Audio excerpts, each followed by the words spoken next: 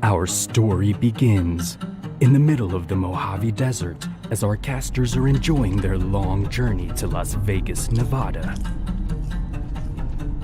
And wouldn't you know it, the obvious happened. Anybody got cell service? Definitely not me. Oh, this is unbelievable.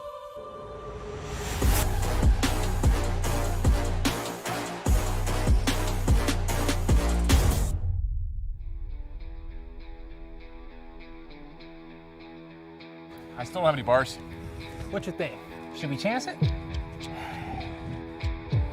Let's do this. Hey, let's get it. It's gonna be a trip.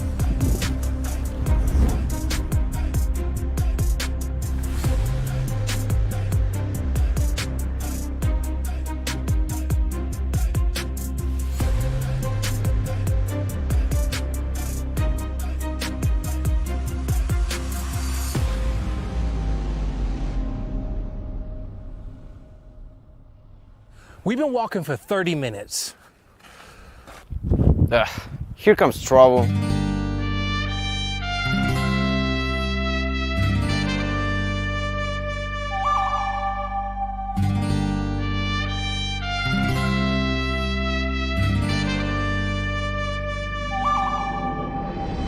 You want to dance?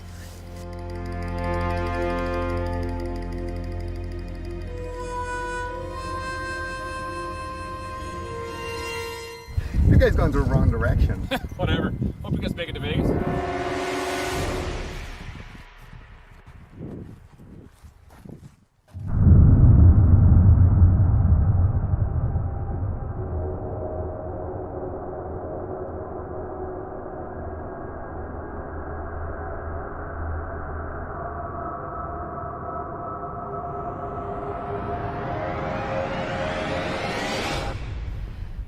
We've been teleported inside the game.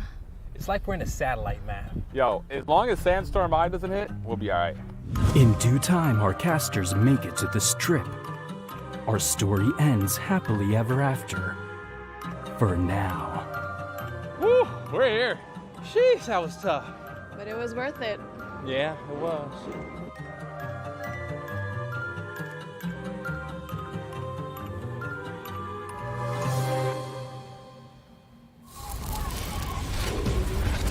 Ladies and gentlemen, we have finally made it, and what a journey it was. It was hot. I still have sand in my hair, but we have made it to the Regional Royale on the beautiful Las Vegas Strip. And we're about to battle it out with two of the best regions in the world. It's US versus Mexico, and we're in the Poker Go Studios. I'm your host, Blaze, joined with the magnificent Beef Mommy and the birthday boy himself, who was always keeping us on pace. It's Hold Chef. Mommy, how you doing? I know it was a long flight. It was a long flight going here to the US, and now we had our car broke down. But you know what? It doesn't matter. We were walking on the desert, but it's okay because Schiff had us entertained, obviously, because he's the birthday boy. Look at you. You looking good. Well, I have to try to keep up with you, man. I don't know how you kept that hat so good looking throughout the entire journey through the desert. I don't know how it held up, okay? But yo, it definitely made it here into the studios. And you know what a celebration it has been so far. And if you guys have been living under a rock, hey, season 4, this just dropped a while ago, and let's get you guys up to date on what you may have missed out on.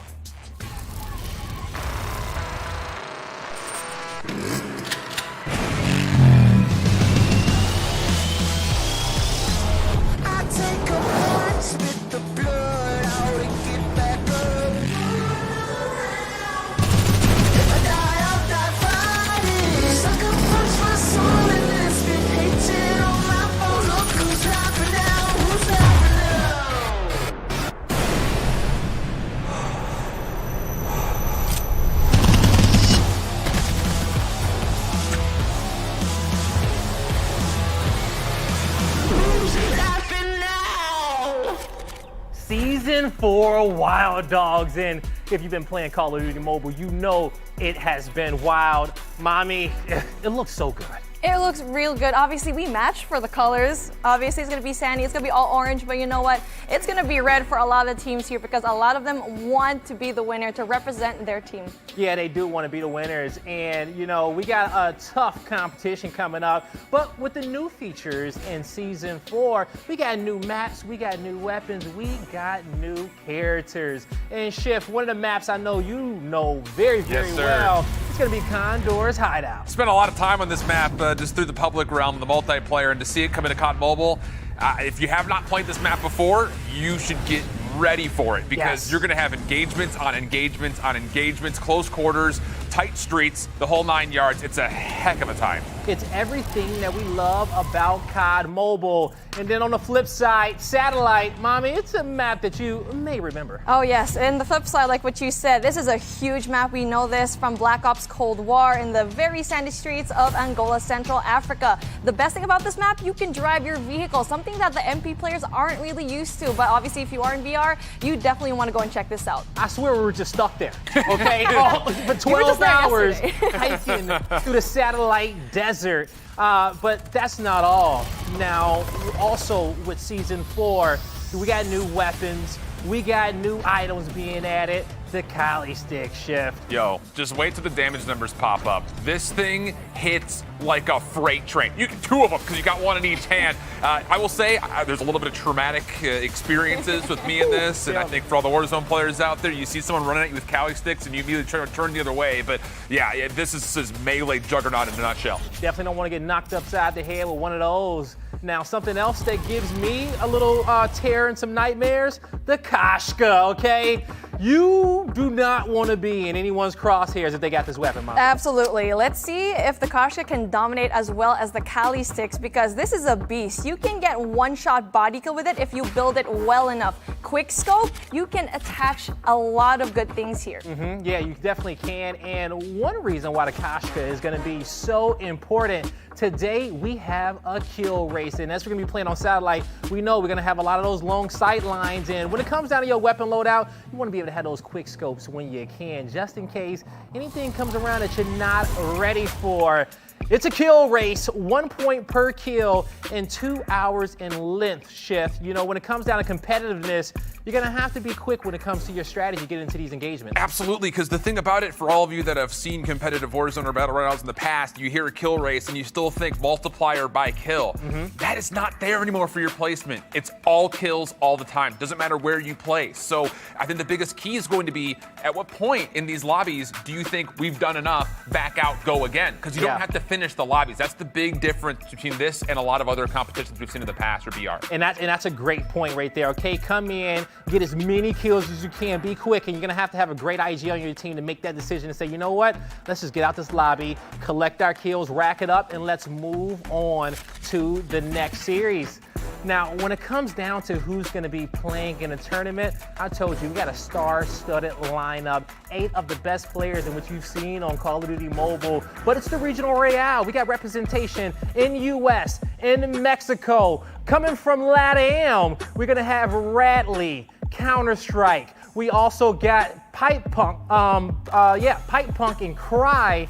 This team right here, okay, you know, tell me about some of these content creators that we're gonna see on LATAM. They have a huge following, hundreds of thousands of followers, because best believe, even though we have a Spanish stream, you know that a lot of their viewers are gonna be watching us. So if you are Mexican and if you are for Team Mexico and you don't know how to speak Spanish, just bring your abuelo and abuela in the stream and let them translate it for you. Just let them translate it, okay? They'll be over there turning up throughout the entirety of the broadcast. And for Team USA, it will be led by Bobby Plays, Booyah, Jay Smooth, and Santana. It's Bobby with the new squad shift. Yo, Bobby, he may be smarter than he looks. He says, oh, I got a BR that I got to compete in. Let me just go grab 3 FaZe members. So, well done for Bobby. We'll see if he's going to be doing the carrying as the COD Mobile star or if it'll be the FaZe guys kind of putting him in the backpack. We'll find out. Yeah, we will find out soon. Now, before the broadcast, we got a chance to catch up with our team captains, Radley and Bobby Plays. We got a chance to hear what they had to say with their squads. Let's check it out. I'm Bobby Plays, and I'm the captain of Team USA. ¿Qué onda? Yo soy Radley y soy el capitán del equipo México. I think we gotta be the favorite. We have a bunch of Battle Royale demons on our team. I know especially Booyah is one of the nastiest Warzone players in the world. So I've got a feeling that combined with my mobile knowledge and his Battle Royale knowledge that we got a really good chance to take the championship. Pienso que somos los favoritos por lo que nos han dicho, pero pues pienso que en un evento como estos creo que es difícil perder la ventaja en unos cuantos minutos, entonces es un poco complicado, pero seguimos con la esperanza de poder tener un poco más de ventaja. Obviously, as the COD mobile player in the group, I'm going to be the IGL for the team, but Booyah is, like I said before, absolutely nasty at gaming in general, and especially at shooters. I've seen him pull off some of the craziest clips, so he's definitely going to be our main fragger. Paipong me parece un buen compañero, creo que en cualquier momento se puede rifar, puede hacer una buena chamba, entonces no hay que subestimarlo. Creo que es un buen compañero y no sé, siento que en cualquier momento se puede poner pro y pues a lo mejor adelantarnos, ¿no? A la win, yo creo. I would say our go-to strategy is not necessarily going to be to win as many games as possible, because there are going to be a lot of games where things start to slow down to the end. More than likely, if we get to the point where we're comfortable enough, we're probably going to start splitting off into separate groups. I feel pretty comfortable taking care of myself. I'll probably send them off in their own group to see if they can get some squad wipes and just try to run through as many teams as we can. Pues creo que va a ser buscar la mayor cantidad de kills, pero va a estar complicado porque últimamente los squads se están poniendo bien perros y no conozco muy bien la estrategia o el modo de jugar de mis compañeros, entonces siento que va a estar complicado, pero pues bueno, ahora sí que con cuidadito, ¿eh? I think if the USA team got a win, we would have no other option than to go to the greasiest restaurant in existence, get a double cheeseburger with bacon and a milkshake, and absolutely down that in a matter of minutes. Creo que una victoria así en un evento sería, creo que lo más grande que me ha pasado en el juego. Así que yo creo que me iría al Ángel de la Independencia, acá como cuando gana la selección mexicana, y pues, echarnos unos tacos o ahí lo que caiga, ¿no? Pues total. Pues ahora sí que ya sería de celebrarle, ¿no? Ahí lo que caiga. What a great video that was. Hey, ¿qué está pasando? What's going on? What's going on? You guys. I see y'all made it, huh? Yeah. I remember you. barely made it, but we are here, man. We are here. Well, I'm happy to see you in beautiful Las Vegas. We got Extreme and Hillmania in the house. Now, boys, I'm torn, okay? Because I'm from the U.S., but I got a lot of love for Latin America. Thank you. Explain to me why I should be a fan of Team Mexico coming out today. Okay, I have two things to say right now, my friend Gil. It's probably because we have a great captain. Radley is a pro player on Battle Royale. You have to keep an eye on him, trust me. And also, we have tacos, you know? It's like our strategy combined, the leader and the tacos, you know? Okay. You hear these guys, all right? Are y'all convinced that Team Mexico's gonna come out on top? No. That's cheesesteaks. No. What? Solo's Why? cheesesteaks. No, it's Bobby has done everything you could possibly want him to do. Now the thing is he overconfident because it is just Bobby after all, right? But it's Bobby though, right? Yeah, kind of true. All right, Bobby versus Radley. Who's coming out on top, Hillmania? Well, right now, trust me, Bobby's really good, but you have to keep an eye on Radley. It's gonna be tough. I'm pretty sure about that. Absolutely. I feel like Radley is gonna be the heat that Mexico needs in order to just, come out on top against you guys. Okay, well, we will see if you all are right about Radley being able to lead the Mexican superstars to victory. And everyone, make sure you go on ahead over there and check out Extreme and Hillmania on their broadcast. They'll be giving you guys a LATAM cast throughout the entirety of the day, okay? I was so happy to have them in the studio. They've been awesome to hang out with all weekend long, all right?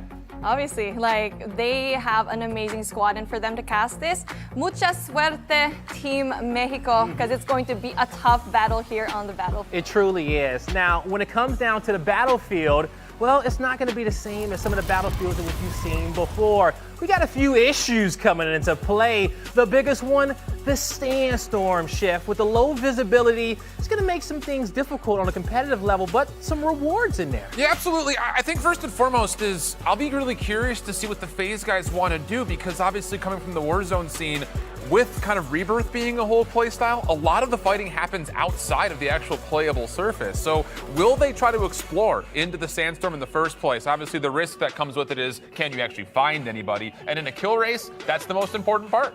Yeah, it's going to be very difficult because the visibility is going to be low, but you are going to be rewarded, especially with the presence of the tornado that we really like to see. Yeah, like you can see here, rare loot. It's high risk, high reward. We keep saying that over and over again. Yes. And the beauty about it too as well is that if you get the loot, you can redeploy out, okay? Yeah, because we know that it's a kill race and you don't want to slow yourself down. You do want the loot, you want the good guns, but ultimately at the end of the day, it's a kill race and you're gonna have to keep up to pace because what is everyone playing for?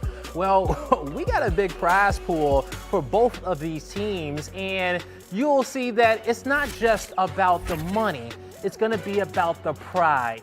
Coming out on top for your region. Is it gonna be Mexico? Is it gonna be USA? Who wants the first place $30,000 in their pocket? Representation is what these guys want. And yes, it's a really good time to have $30,000 and be the first place, but it really want the title. I mean, yeah, it's nice to have $10,000 more than your competitor, but you know what? It's US versus Mexico. The pride is up and everyone wants everything. Yeah, they want everything. And even though you're not at home able to compete for this 50K, well, there is still some things you can compete for at home. Check it out.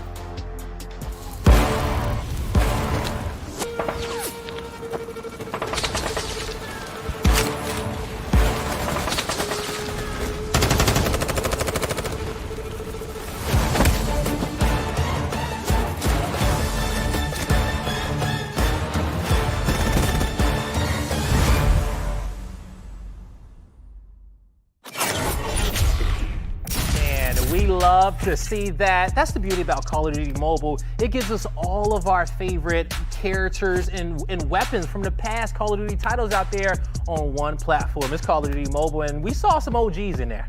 It's a melting pot of different Call of Duties into one, and that's why I love Call of Duty Mobile. We get to relive the past and make it into the present and maybe even the future. Yeah, exactly. You know, I know one thing for me, especially with this season, I need to get me Minotaur, okay? That skin set is exactly what I need. He represents me very well. What about you, Shiv? Anything you excited for? It's just every time we do these shows and we reveal a new season with the Battle Pass stuff, it's just the whole aesthetic is always tied in beautifully when it comes to map releases or re-releases, I guess we could say. Plus also the characters and then just the new weaponry that gets involved. It's just flawlessly done. Every time that we do one of these, I'm always blown away with the production value that comes with it. Same here, man. It is just amazing across the board. And, you know, as we get ready to hop into our kill race, you know, we will see a lot of those Battle Pass items, a lot of those skin sets. We know our players are going to be fresh out there trying to put on a show for you all at home. And it's one that you don't want to miss. Make sure you tweet it out. Tell your friends to come on through because it is going to be, a banger, for lack of a better terms, okay? Yes, most definitely. I know we have characters. We got Rose, we got Pharah, Ghost, well loved in our community. And especially with the new skins that we have now, it's going to be really cool because not only do we have new skins, but the new guns as well. I'm honestly really excited for the contact grenade as well. Oh, and the beauty is too, especially when it comes down to the weapons, to level up on them. Yeah. You talk about the visuals and content creation with Call of Duty Mobile. They make sure that any video you put out is going to be in style, shit. Oh, absolutely. That's just, it's a given at this point in time. Like, long gone at the points of like, oh, what is COD Mobile going to be? You know, you're trying to feel it all out. Yeah. There's expectations now, I think, just based on the consistency that we've had. So. And throughout all the Call of Duty titles we've had from our lifetime all the way to Call of Duty 1, I started playing back in Call of Duty 2, it's so much in which they can bring back, you know, and tug on those nostalgia strings, okay? I like my nostalgia strings tugged on. I don't know about y'all. What would be one thing that you would love to see in Call of Duty Mobile? Oh, gee whiz. Modern Warfare 2, that's what got me into Call of Duty in the first place. So I want to see more maps from there, maybe even the MK14. I'm a really big fan of the semi-auto guns. What about you, Chef? I'm just ready for whatever the next aesthetic drop is going to be. You know, it's so cool to see the integration of all that stuff. Yeah. So I'm just curious to see what they're going to do next, and kind of not only off of maps, but also potential characters and just overall kind of like customization for weapons. What is that going to look like as we move forward? And especially when you think about the competitiveness, okay? Yeah, for sure. What weapons we can put into the game, because for me, you give me a scar, it's a wrap, okay? We ever get that one up in there. But ultimately, we got all 8 players ready to go. We got USA, it's Bobby Plays, Jay Smooth, Santana, and Booyah going up against Radley. We got Cry, Counter-Strike, and also the man himself, it's Pipe Punk. Mommy, Shift, mission start. Let's go. Let's go, baby. 2 hours. The thing about it is, I will say it right now at the top of the broadcast. Here, Okay, yes. Every second is going to count. There is going to be a moment in these 2 hours where someone's going to say, get out. This isn't the right lobby. And that decision could either be a winning moment or a losing moment, because this is going to get tight. Crucial time-type decisions where they need to make. You can see over here, they need to go and really have crucial decisions here. Why? Like what Shift said, every second will really count. And if you need to leave the lobby, go do it. And obviously a kill race. I feel like at the end, that's when we're only going to see one lobby be completed. Yeah, no, I think that's a really good point, and I'm glad that you brought that up. As soon as the clock hits 0, the players can finish out the final drop that they're already a part of. Yeah. So that's going to be really huge. And then I think this is on top of that, obviously talking about Sandstorm in general, you get the ability to kind of get an instant power surge by picking up the loot that's there. If you could get there, you're killing a lot of time searching for loot rather than looking for kills. So dropping on in is Team Mexico. And the other point here will be, where do you drop? Do you drop together? Do you drop individually? It's going to be kind of a question for us to consider as well. And now we get to see them. They're going to be by the platform. That's going to be a really good start. As you know, there's going to be really good loot here. And now, one thing about the platform, though, as it is going to be a heavily contested area, you get to see a lot of other players here. And now, with that into consideration, I feel like it's going to be the same as being into the Sandstorm, where it's a good thing now, though, they don't see anyone yet. And I think the thing, too, is, we know Bobby's going to be IGLing. I'm nervous about that. Come on, have some confidence in the man, just a little bit. Like, he's one of the all-time greatest kill race Warzone players in the history of the game, and Bobby's gonna IGL. Good selection, so now that you're looking at Radley, I'm curious because we kind of heard in his interview how confident are they in their ability to kind of separate? Because we know the FaZe guys are gonna go 1v4. That's just what they're bred to do. Yeah. Spots one. Let's see if he can get another one. Radley gets it down one more. Oh, that's a good thing. Okay. You get to see a lot of really 1-1-1 engagements here because they're spread out really, really well. And now we get to see these players go out. We already predicted this, right? They're going to be spread out because they want to get as many kills individually as possible. And the other thing, too, and you'd mentioned this at the top of the show, we expect to see helicopters just be like a back pocket movement ability for everybody. But how risky do you want to get as you're getting in and out? I think that's the other real kind of point. And at the moment, you can see Radley is just kind of using this to kind of, leapfrog from player to player, finding free kills. So far, so good. And it's really no one shot back yet. So you really can't expect too much. You need to read the room. If you can engage, and there you go. I mean, come on, the guy just walked past them. That was really easy kills. 4 now, though. And obviously, the more that the circle closes in, the more competition that you have to face. Sure, naturally. Naturally. Exactly. So now they're just getting a lot of the lit down bullet, basically. They're trying to get all of the people that are trying to go from outside the circle, trying to push in. And I think the thing we really need to pay attention to in these first 30 minutes is kind of the communication that both teams are having. At the moment, we can assume that Team Mexico is playing completely individualized, and that seems to be the case. When you look at the minimap, it really does look like Radley's going to go off and do his own thing. Everyone else seems to be a little bit more collectively put together, but how often are we going to hear them talking about early kills versus mid-game kills, and what are they looking for at each stage when they're in these drops? Absolutely. These micro decisions definitely are going to be really important because, number one, yes, you have that macro thing where, okay, after a certain point in the lobby, you need to go and rotate, and now we're taking a look at these micro kills that they have. So Mexico doing really well, and so far 7-7. That's pretty close, but obviously we just started the matchup, and let's see what will happen. Yeah, and the tempo for each team, I think we're going to see a pretty big difference just to start. But as we go further and further, depending on what resistance or lack of resistance you run into, maybe that will change. Like, again, I just have to assume that for Bobby and the FaZe guys, they're going to go 1v4 the entire lobby, essentially. Absolutely. There's no way you want to sit there as a full collective. Booyah would never let that happen. It's like a cardinal sin for him. But if they start falling, do you maybe change that strategy up? I think that's the real big question. It's probably time to regroup once you see your teammates fall. And obviously, yes, these guys are very well versed when it comes to BR, but obviously COD Mobile is going to be different. And this is where Bobby plays, comes into play. He knows the map very well. He knows the game very well, especially being on mobile, on the iPad. It's going to be very difficult, but obviously they've trained for this, and now they decided to go in very individually, so they're lone wolves at the moment. And just looking at 7 kills, 80 total players left in this lobby. So again, I'm not saying that it's good nor bad. It's just something we have to kind of keep in the back of our mind. How fast is the lobby dying? How many of those kills have you been able to collect? Because, not to keep kind of beating a dead horse here, but Booyah is known for playing for world record lobbies every time he fires up the stream. So does he have an idea as far as what he's used to in Warzone and how that may or may not translate at all when it comes to COD Mobile? Absolutely. And it really all boils down into what kind of power-ups do you want to use. And right now, Bobby Plays has the Ninja. Obviously, throughout all of the seasons, this has been used for a lot of times because you get to have that high ground. I'm pretty curious to see how the other players, especially for Booyah, what power-up he actually uses. Well, the thing about it, too, is you have to know that these FaZe guys, they've grinded this title. If they may not be super familiar, obviously you don't expect them to be when it comes to the level of like Bobby, for instance, but if they've really put the time and the effort into it and they kind of get the awareness from Bobby saying, hey, what do we need to be in late game situations or big fight situations?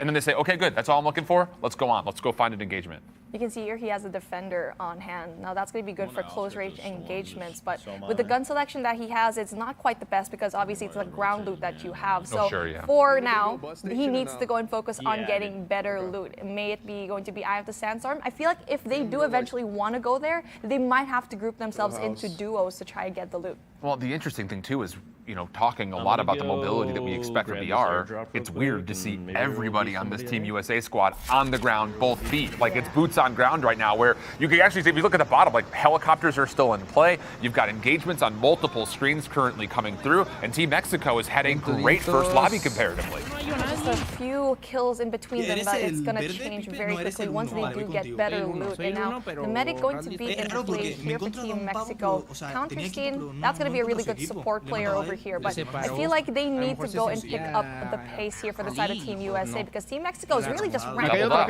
points exactly. And now he spots one, so he's probably going to be getting more kills. Yeah. I mean, it sounds confident. I don't speak fluent Spanish by any stretch, but I can at least read tone of voice, and it sounds like everyone's feeling pretty good at the moment. So it's been a solid start. They're doubled up on the current kills of Team USA. You've got about half the lobby still available. And as you'd mentioned, as the circle starts to get smaller, I think this is the round that we really need to see Radley utilize this helicopter. Give the information. Where is everybody? Where is the hottest spot currently? And can we follow up to try to really capitalize on easy kills in this kind of second round area?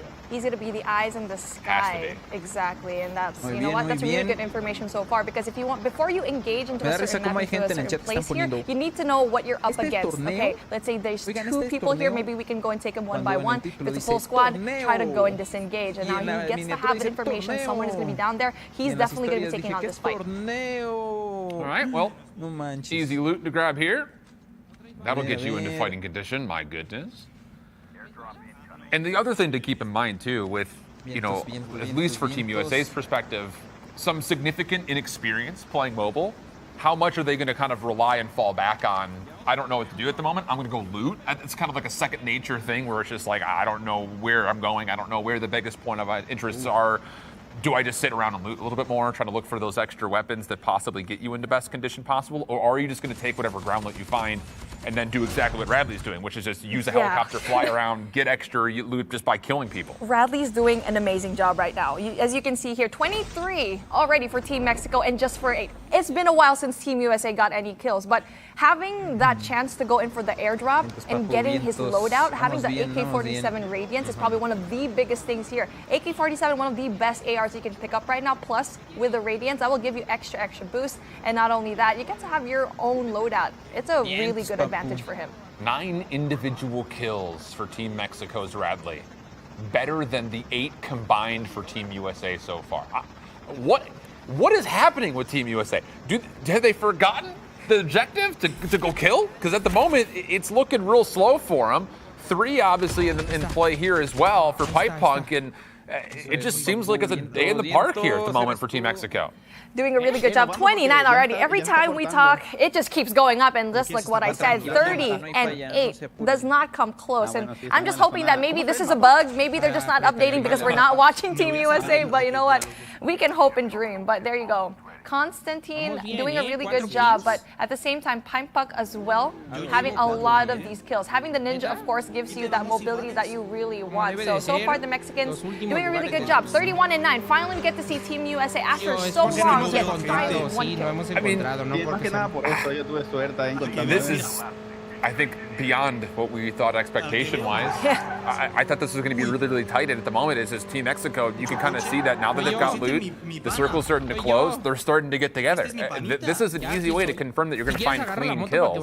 And yeah, finally, we see some movement when it comes to a helicopter, but there are still 3 Team USA members that are still boots on ground at the moment. And looking at the kill totals, still, you've got 3 individual members from Team Mexico that have more individual kills than the combined total of Team USA. A heck of a start here for Team Mexico. I guess that's one thing that we really like to talk about, because we did bring it up before. You need helicopters, you need the carts, and so far it's boots on the ground for Team USA. Maybe that's why they're slowing down in terms of finding those kills. So I feel like for Radley, the good thing for him, he's giving that information into the helicopter, and for Bobby, I feel like he needs to do the same thing. If he's not, then they need to do it and pick it up, because it's more than of a 10-point differential. That's a lot of points in between. They really need to go and catch up.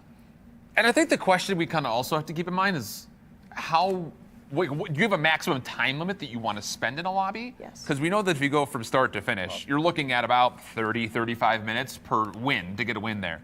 But at what point, if you're Team USA, do you kind of chalk the lobby and say, we have to go next? That would be a tough shot on the chin to take so early, only finding 11 individual kills. But we take a look at Santana.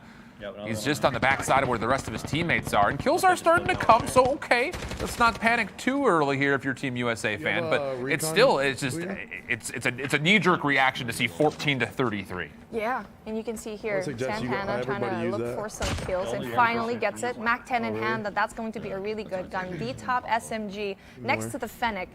So that's a really good start for him. So I feel like for them, they just need to find really good loot and just to find places where it's just really overpopulated. But this is going to be a very tricky situation. Finally, as Constantine doesn't really quite get it. Santana gets 1. That's a good thing that they have backup. So this duo, this pairing, it's working with them so far, but I feel like they're just not getting as much kills as they want. 19 players left in this lobby.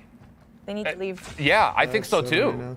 I mean, unless we're just getting feel for our thumbs at the moment if you're Team USA, but like, even if you were to find every final kill in this lobby, you would maybe not even come close to matching where Team Mexico is. And when we last saw them at Team Mexico, they were still dealing with about half the lobby or so. So I don't know. It just feels like this current drop for Team USA is just a little bit slower than I think they would normally want. And I also feel like the game feel here for Team Mexico, they're doing a really good job. So even though there's still, like, let's say 19 players there, they can still try to utilize that and get as much. If you are in the rhythm, then by all means, go ahead and try to finish everything except for when the final circle closes, then go and leave. And now for Team USA, you have 18 teams left, 18 players, I mean, to try and go and make a difference. 4 teams. Yeah. I don't know. It's just strange to see a player like Booyah, who was so known for his speed in Warzone, be kind of held back by the form of the map. You know, when you've got Rebirth, where you're just dropping in and running, dropping in and running, dropping in and running. Now all of a sudden you got to be thinking, wait, where's the nearest vehicle at? Yeah, this is absolutely amazing. Just because the fact is that Team Mexico averaging pretty much 3 kills a minute to kick this one off. Yeah. And you think about the pace in which they're playing at, for Team USA, this would be a great time for them to come back if they did leave this lobby, because by the time it takes for Team Mexico to re-lobby, you may be able to catch up on some kills. So good point. This is a great time to make up some leeway, but I don't know if Team USA knows that right now.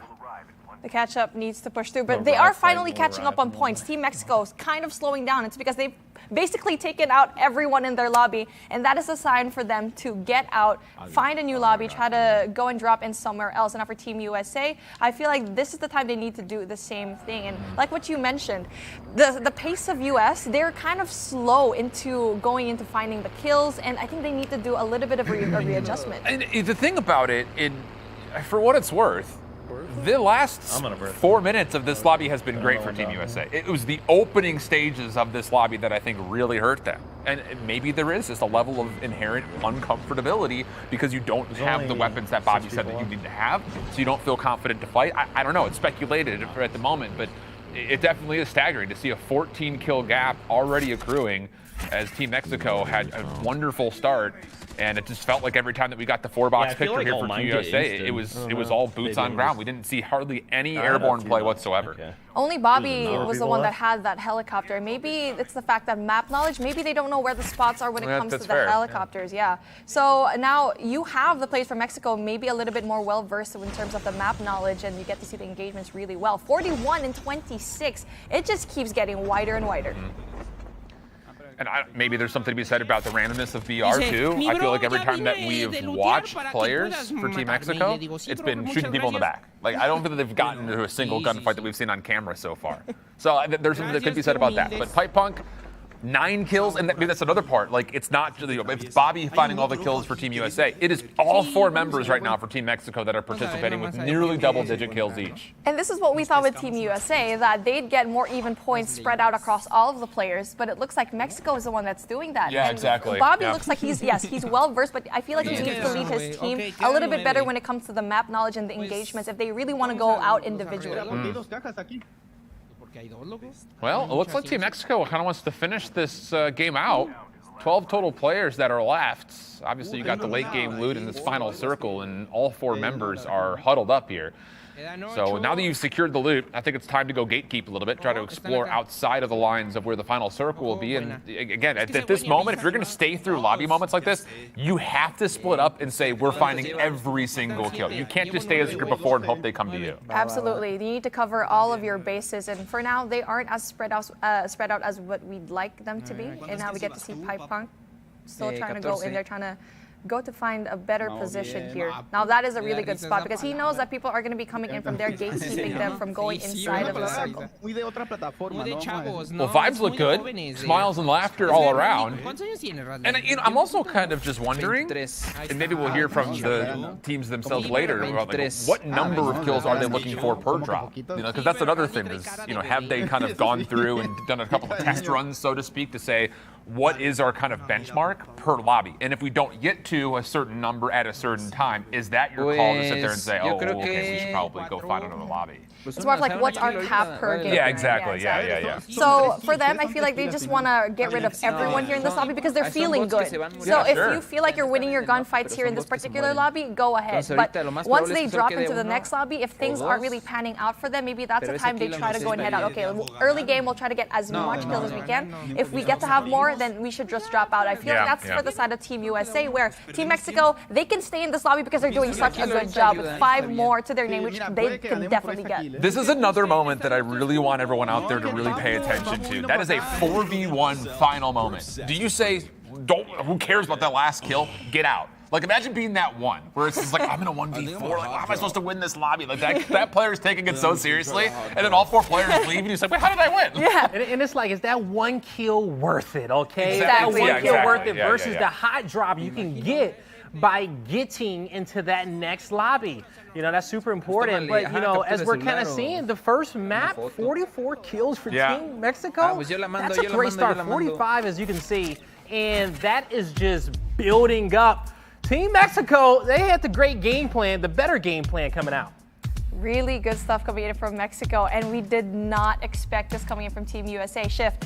I feel like it was the lack of speed. In the beginning. In the beginning, yes. They were just taking their time, and the lack of vehicles that they used. Yep. That part, it was the vehicles. That was the one thing I was noticing, kind of watching that 8-box that we had. Team USA, outside, I believe it was just Bobby who got that early copter. Everyone else was on foot, getting loot. But as you said, Shiv, towards the end of that game, that's where it started to, pick up for them. They could have got scared towards, having that bad start if they were looking at the score and saying, you know what, maybe we should go to another lobby. But at a certain point, once you get your weapons, you got a full stand to get in those vehicles, play that edge. I think the thing is, you cannot wait to have your weapons. You have to fight with ground loot. I Yeah. mean, that's not foreign to someone like Booyah and the FaZe guys that are on Warzone every single day of the week. They know that, okay, this is a good weapon off the ground. I can go fight with this. So I don't know if there's just not that inherent comfortability. Obviously, we saw it from Bobby. He was getting a couple of good early kills, but it did look like Booyah, Santana, and J Smooth were just kind of looking more for loot rather than kills, I should say. And I wondered if Bobby, kind of know if it was going to be difficult coming into this one, because, we heard him say in the beginning, hey, I'm going to go do my thing. I can hold my own. I'll send a nuke squad around as a trio to start collecting some other kills. But that trio going to have to kind of split off and hold their own individually so that they can make up some ground as we hop into their second drop. And now, taking a look at what we have here, 26 and 45 new lobbies for both of these teams right now. So they need to have a little bit of a different strategy here. And like what you did say, they need to work more on the ground loot that they have. And I feel like something that I've noticed, they don't really use their skills that much. So many people, so many people jumped over field or farmed. I was trying to listen to what Bobby was saying there because it sounded like for a moment in the year that he was looking for 30 to 40 kills this drop. It didn't sound like they were happy with map number 1. I wouldn't be either. No, yeah, exactly. And so now all of a sudden, does that kind of light a fire? Did they get a chance to see the scoreboard? Did they realize that they're down by nearly double the points and say, this may be do or die? Like, we cannot put together a 26 kill lobby. You have to go 30, 40 plus at this one. It's definitely doable, especially for this talented bunch. And now what they need to do, get a car. So Bobby gets into a buggy, so that's a really good thing. But for everyone else in his team, needs to do the same thing. Obviously, they're going to be a little bit more spread out. Get to see that information that one person is going to be there. You got to clean these up. You just have to. Yeah, I see okay, nobody that's else free. turned off. That was weird. That works. Okay, we saw from moment Booyah was also in the kill feed early. So maybe it's the combination of not just looking for the kills early, getting your loot and then go hunting, but maybe also where you're dropping too. Like they may have not loved the line of the plane. There's so many random elements that comes into BR that is out of your control. The line of the plane being the big one, but also where does the first circle pull to? Are you so far away from it that you have to worry about rotating rather than killing? There's so many different elements, so we'll see. USA, a lot of ground to make up after lobby number 1 as Mexico looks to drop into their second drop. And it'll be a Nuketown drop for the player on the top left-hand side. And that's individual by the look of it. I mean, no one else seems to want to go that direction. So this could be part of that strategy coming into play early. Yeah, early games means you need to go and take individual fights. And now going down to Nuketown, that's going to be a really good place to go and get really good loot. And you can expect a lot of players coming in as well. So now Radley, he expects there's going to be one person right there into the house. So the comms are tight. And not only that, using the pump class, that is going to be very big. A lot of players now use pump, obviously getting that advantage of height. And definitely, this one thing that we need to see from the side of Team USA, especially for our FaZe players, to use their classes to their advantage. Yep, I like the call. Great start for Radley. He had, 10 to 12 kills in lobby number 1. He's already off to a good start, cleaning out part of Nuketown with a double. And it's just, it's a small thing, but you just feel like there's a level of tempo in Radley's gameplay that is not being matched in the small instances we've seen Team USA so far. Team chemistry definitely going to be very important, and it looks like Mexico has a little bit of that with the guidance of Radley. He's going to get a lot of kills here in Nuketown. He knows very well this is a hot spot, and it's a good thing that he also got really good guns. And he's got a helicopter right off to his left. I mean, it's just everything you could Oh, hello. What? What? And a second on the backside. Yeah, Radley's feeling it today. Maybe we should have taken Extreme and Hillmania more at their word, because Radley's looking untouchable. 4 kills off the early drop. Fuego this man has. Now Radley doing such an amazing job at the beginning of this game, and obviously the pump class being very, very aggressive. I think he's already had 4 or 5 kills already? This is number 5 right here. Number 5. Oh, number 50. 50 kills for Team Mexico as Radley and the Latin American All-Stars have came out in the Regional Royale, and they have shot out to an impressive lead here. The first milestone checked off, and Mommy and Chef, LATAM, they came to play. He's on 6. We're in the first 60 seconds of the lobby. He's got 6. This is gonna be like a 25 bomb for him. It could easily. I mean, the fact that you're almost at double digits, the first zone hasn't even started to move yet. I don't know, man. This is different, and I don't know if Team USA realize what Radley individually is doing. And the thing about it is, you look towards his other teammates, 3 kills for one of them, 2 on the other. There's only one player who doesn't have a kill yet. It's been so fast. And you look over to kind of where Team USA is at, not the same can be said. Yeah. So it's just a tempo difference right now. And it's one thing to really say is that, you know, the biggest gap that we saw was probably about a 25 kill gap, almost close to 30 in that map 1. Team USA have done a great job at keeping pace since they've, you know, kind of got the thumbs loose and started picking up a few kills. LATAM, they cannot drop this lead, okay? They cannot falter. They're playing great right now, but as soon as they slow down a little bit or have a lapse of judgment, that's when Team USA is going to be neck and neck with them.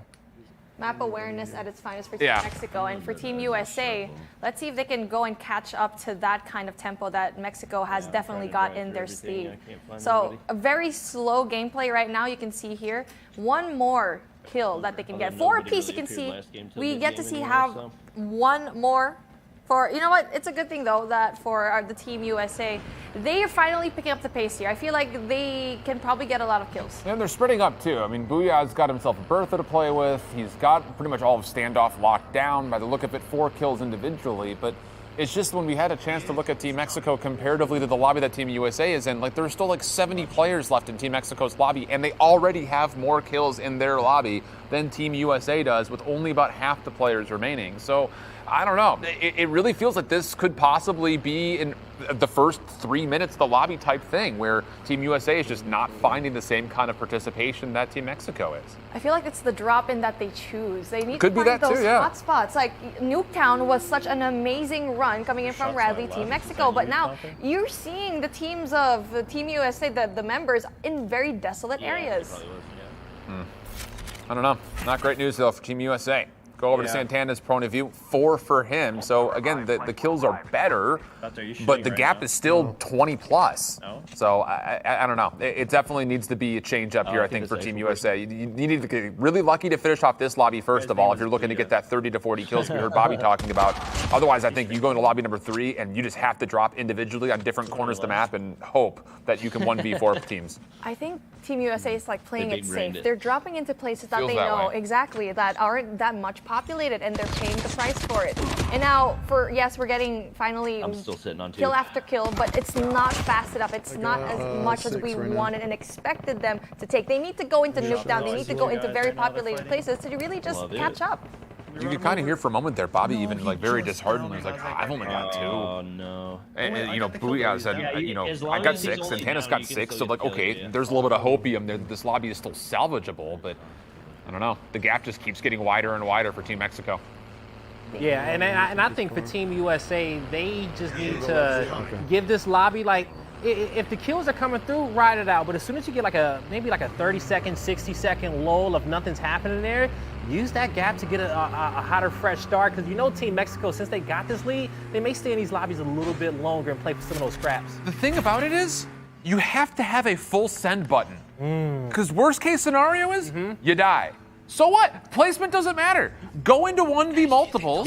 If you fall off and die, reset. Don't worry about it. And you know who has that full send button, okay? Booyah. It's not even about Booyah. It's Radley, all right? Radley got 10 kills in his lobby currently. Sounds like a plan. And he has just not stopped whatsoever. The ground loot, multiple kills, and you know he is just taking everybody else's loot and continuing to move forward. Good bot spots, you just let me know. Pumped class, I feel like that's going to be one of the biggest differences. could be. I think no one else from Team USA is going to be using this. And you see how Radley was using it a while ago, because you can be aggressive. And that's one of the things with BR is that you need to get out of the line of sight of your opponent. And not only that, taking a look at what we had over there. Now we're heading on over to Jay Smooth right now. He needs to find a lot more kills. He has 4, so that's a really good start, but picking up the pace is definitely going to be really important. And finally, 5. And I think we're done with the word start in this lobby, right? Like, past halfway mark, 35 players in total remaining.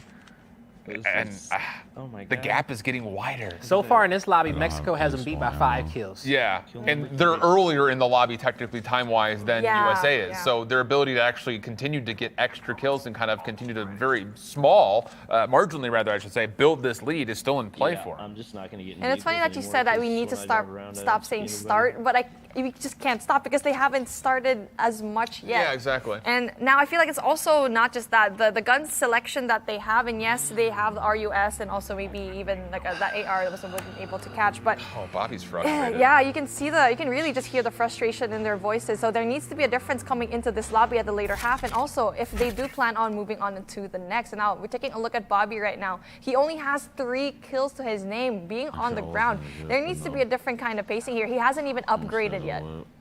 And in a moment while we were watching with J Smooth, you kind of heard Bobby. I think he said something about, I'm just not going to get into a vehicle anymore. I think he's thinking that because he's moving so fast, maybe around with these trucks and helicopters, that he's not able to find the people that are looting inside of buildings.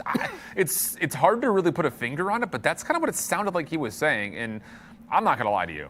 The last thing I want to do is play running simulator in a kill race tournament. That feels even worse than driving around and playing driving simulator. It's worse than walking through a desolate area of seeing nothing. Sounds like but you're speaking from personal experience. rattlesnakes and nothing to eat.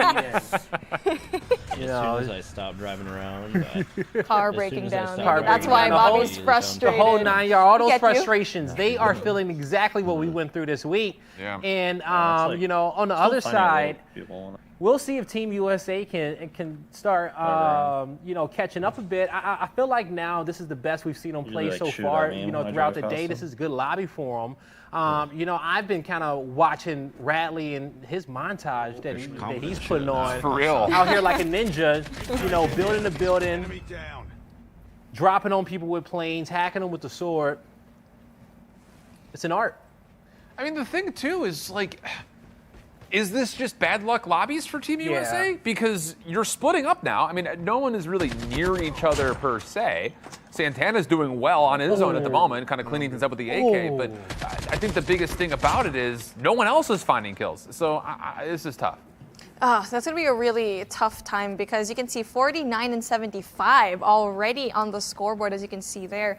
And I feel like, yes, maybe it's the lobby, but knowing that it's going to be a hard lobby, I feel like you just need to drop into more populated places like in the beginning, and now in the late half, you're still running and being on the ground, trying to look for people, and it's just not fast enough. They need to go into a more populated area now, and now we get to see one more down. So it's a good thing now that they get to finally pick up the pieces, and finally 50 going in for Team USA. Team USA, they're catching up slowly but surely.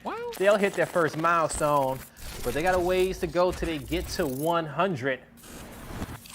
Yeah, it's not good right now for Team USA. You know, it really isn't. It's not good. Yeah, no, it's not. And, you know, I want to show the fans, a good example of, you know, the fastest player in which we've seen so far. If we can go on over towards Team Mexico and take a look at Radley, because I have loved watching him just kind of with the copter, flying out, dropping in. He's been super quick with it. He's rocking his shotgun too, so he's getting into these close engagements. It's just that his time to kill, right? His time per fight has been really quick. His pacing is so good. He's so fast. Not only that, he's efficient with his time. When he goes into one place, flushes out every single player that he encounters. And not just that, he leaves very quickly. He's just like hunting in for kills. Yeah, it's too 15th easy. his name. In and not and only out. that, yeah, in and out. And his teammates too. I think that's going to be really good. 8, 10, and 3. Stacking it up, that's going to be really big points for them. Look, guys, this gap is only going to get wider as Team USA finishes off their lobby of 11 total players compared to Team Mexico, who's got 33 total left in their lobby. There is an opportunity here where Team Mexico could have started this lobby on their 50 milestone and finish it at 100. Like, it's very realistic that that could happen. It definitely can happen. I think Team USA needs to bounce. They need to bounce, Get find outta themselves a here. new lobby right Got now. to. Mexico at least be in this lobby for probably about 5 more minutes or so. Try to get ahead. Try to get ahead. And as they're switching, find a way to cut this gap down by at least 10. You have to. If not, I think we're going to be moving at Yeah, this they're pace for a resetting. while. They're resetting right now. They're trying to die to the circle. Good call from Bobby. So I mean, they just need to get out of here, and I feel like it's just going to be very difficult because at the moment they barely have any players left to kill. Where you can, like we keep mentioning, Mexico has 30 left. 29 maybe. So now it's like, what are you gonna do? You have to just go and reset. And right now, does it look like they're resetting? Well, they're trying to get themselves off the map. Yeah. I mean, they're trying to kill themselves, but this is not as easy to kill yourself nades on the in ground. mobile than it is like in Warzone, right? Where you just kind of go into the gas for a second. Like, look how slow on the top. Not out right now, but Booyah is dying very slowly. Yeah, it is. Now, as they're dying slowly, we focus back up on Team Mexico as we're going to be on board with Cry. Currently for him, he's going to have 3 kills to his name, but you know his teammates on the other end. Pipepunk has 9. You're going to end up having 16 for Radley, and then on the other side, Counterstein, he has 11. Yeah, I mean, Feels so slow. The silence says everything for Team USA in their comms. It really does. USA trying to pick up the pieces, trying to go into the next Not lobby. good. Yeah, this is. Trying to die is taking up a lot of time. I got to put that one out there. Exactly. Well, and that's the thing, is like that's why where it's so different from Warzone, right? Yeah. Like you expect that at this point in a Warzone lobby that the gas is going to take you out of the picture almost instantaneously, or you can just fall off of a building that Can we there's get so some many nades on the around. ground? You know, Well, the clusters, they're just not killing as fast as other things that I think a lot of the FaZe players are used to. So this is going to be Even themselves? really punishing. They need to drown. Really, really punishing. There you go, finally. Team USA trying to go and pick up the pieces, trying to go and look for the next lobby to try to pursue. And for the readjustment there, I feel like they need to go in there very aggressively into the next half. But we are taking our look at Team Mexico doing an amazing job. The pace. You thought that lobby number 1 was good pace. That was just practice. This is even better for them, especially for Radley. That is just really insane. And the thing about it is when, we obviously took the time to watch Team USA, perish, but the total number of players in Team Mexico's lobby has only been dwindled by kills from Team Mexico. Yeah. So, like, the lobby is not killing itself, so to speak. Like, Team Mexico is doing all of the work reducing these numbers. And that means that you can stay in this lobby a little while longer. You feel better about that because you're collecting the majority of the kills that are currently happening in this map. And now we get to see Constantine just gonna have an annihilator in him. That's gonna be very tricky for him because obviously that is a very loaded gun. And now for Counterstein, he's been doing so good, so well, and he's pretty much stacked right now, obviously with the RPD in hand. He has the LMG that we really like to spam. Really good for engagements here. And not only that, the attachments that he has as well, being the defender, that's going to be really good close quarters combat there right now. This is an incredible final circle at the moment as well, considering the number of players that are left for Team Mexico, and they've already controlled and cleared where the next circle is going to be. So now you have the freedom of just running around the outsides and kind of hitting the proximity of the previous zone and try to reap this lobby as you try to finish it off. The ability for them to take 10 to 15 kills here quickly is definitely in play. Just comes down to, do they have the timing to find where these gunfights are happening at? They're spread out very well, trying to catch every single angle they can get in this final circle. They get to have information though. One more person right here, so definite kill. So the information comes through that there's going to be one person here. They have a lot more kills that they can go. They can definitely go and finish this lobby up. I will say this, when it comes down to the Drip Awards, because we saw a lot of great new content drop in Season 4, it's honestly neck and neck between Pipepunk and Radley. They're fly. Between the gun skins, the character models, they looking good. Well, interestingly enough, you see the kill feed starting to light up. A lot of the kills that were still remaining are being missed currently by Team Mexico. So their position, even though the circle pulled towards them, they are kind of missing out from all of these engagements. I mean, this is a lit up kill feed, and none of it is going the way of Team Mexico. So if we want to spark some hope into Team USA, now is the time. The little bit of good news is the fact that Team Mexico is not reaping the end of this lobby, right? So the margin of 30 is not comfortable. It's going to be bigger than that by the next 5 minutes or so, but it could have been a lot worse, I guess is what I'm trying to get at. And for Team Mexico, that is the time that they should go yeet out of there. And now as Team Mexico trying to finish that lobby, USA is starting anew.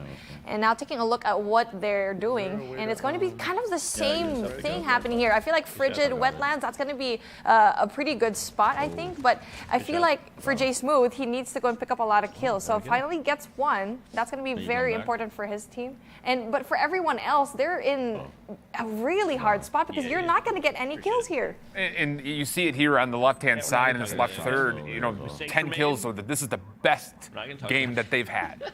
And we just came off Team Mexico, where 3 of the players in just game 2 have tallied more than that. So the margins are not friendly to Team USA's narrative, I'll say that much.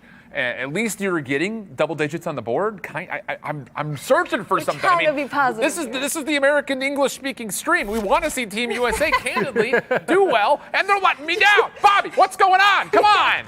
Just like slowly but surely, the more that this stream ends, we're going to start speaking Spanish now. It's like, but here we go. I mean, they're just doing the same thing, and I feel like they need to find a way to have more map awareness and know where the copters are going to be, because you get to see it every time. Radley is always looking for that copter, giving that information to his team where every single one of their opponents are. And now finally, Booyah gets to have a little bit of an engagement going up top of the hill, finally gets that kill with a PP-19 Bison. And we kind of missed it there for a second, but that was actually Bobby waiting for the revival flight. He'd fallen in the beginning of what is their third lobby here. So the ability for them to go off individually and go to what is 1v team fights is kind of already off the board because Bobby has to wait to be revived. So that's another kind of moniker of slowing down this lobby against Team USA, which is not great news as we're getting past the 40-minute mark as far as how many games or how much time has gone off the clock, I should say. Yeah, that's not going to be good for him whatsoever. The res is coming through, so he will be parachuting back in soon. Bobby's going to have to, pick up his pace and get going. But, hey, in Bobby, we trust for Team USA. If anyone can do it, he definitely can. He just has to, catch his flow. He knows the position in which they're in. And Team Mexico finally got themselves in a new lobby also. Yep. So when we talk about the differential of Team USA leaving that lobby quickly to get into a new to try to cut that gap, they probably shaved off about, maybe 10. 8 points. Yeah, about 8 kills right there. I think the thing we have to start possibly considering, which we don't want to have to do before even the hour mark, is Team USA, this may already start to creep out of their hands. Like, they may have to start hoping that Team Mexico has bad lobbies. Because at this moment, if you go through this third lobby, you don't hit that 40 kill mark that they were looking for, the gap might be too big to make up. You have to start hoping that Team Mexico has bad drops. Absolutely. And now Bobby, he's doing a really good job at baiting his opponent, waiting for his teammates to go in there for the revive and for the pickup. But there's no answer here whatsoever. So now you're just waiting here. No, he's back. This is him live. Yeah. And that's a good thing for him. And he tries to go in for more of the teammates that are trying to go in there for the revive. And you know what? That's going to be very difficult. But finally gets one kill. He doesn't really quite get information. And that whole time he was just waiting. That could be very crucial time for him. Yeah. I think he's just taking shots saying, hey, can someone come fight me, please? Need it. Fight me, bro. But this is the start of the third drop for Team Mexico. And at the moment, no kills to speak of yet. But again, it's literally 100 out of 100.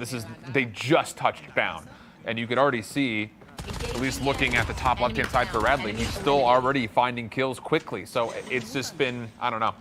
This early game this may be the biggest difference maker in this entire event. Radley is choosing such great spots for him. Not only is he getting a hot spot, but also he knows where the helicopter is. He's playing it to perfection. Not only that, using and utilizing the pump class going on top of the buildings where a lot of the opponents can't go and reach. So he has that vantage point. He's doing everything he could, and it's perfect here so far. And I will note, man, when it comes down to Radley, in a 1v2 situation, as he's going to have to turn that corner, beautiful shots from him.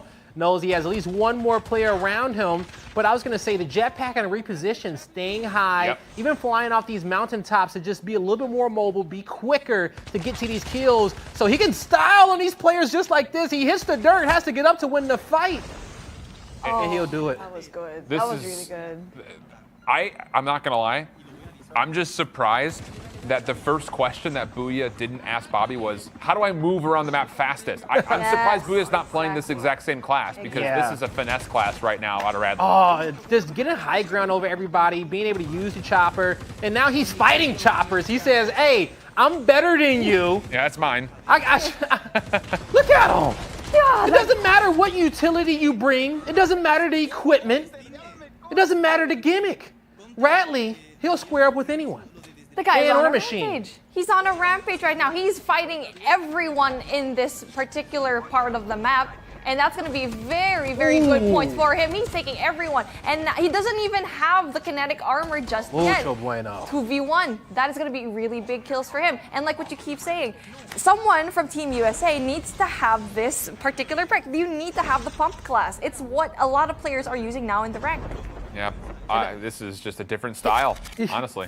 He has been here for so long, but the amount of noise he's making, the kills he's getting is attracting the whole lobby here. Like, he's not trying to be low key. He wants everyone to see him because he's trying to get in those engagements, and it's working out so well for him. That replay just goes to show. We have seen nothing like that out of Team USA. And is it just a class thing? Maybe.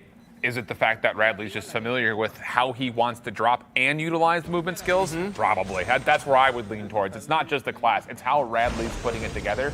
It's allowed him to take these 1v team fights so much more confidently. It's a play style.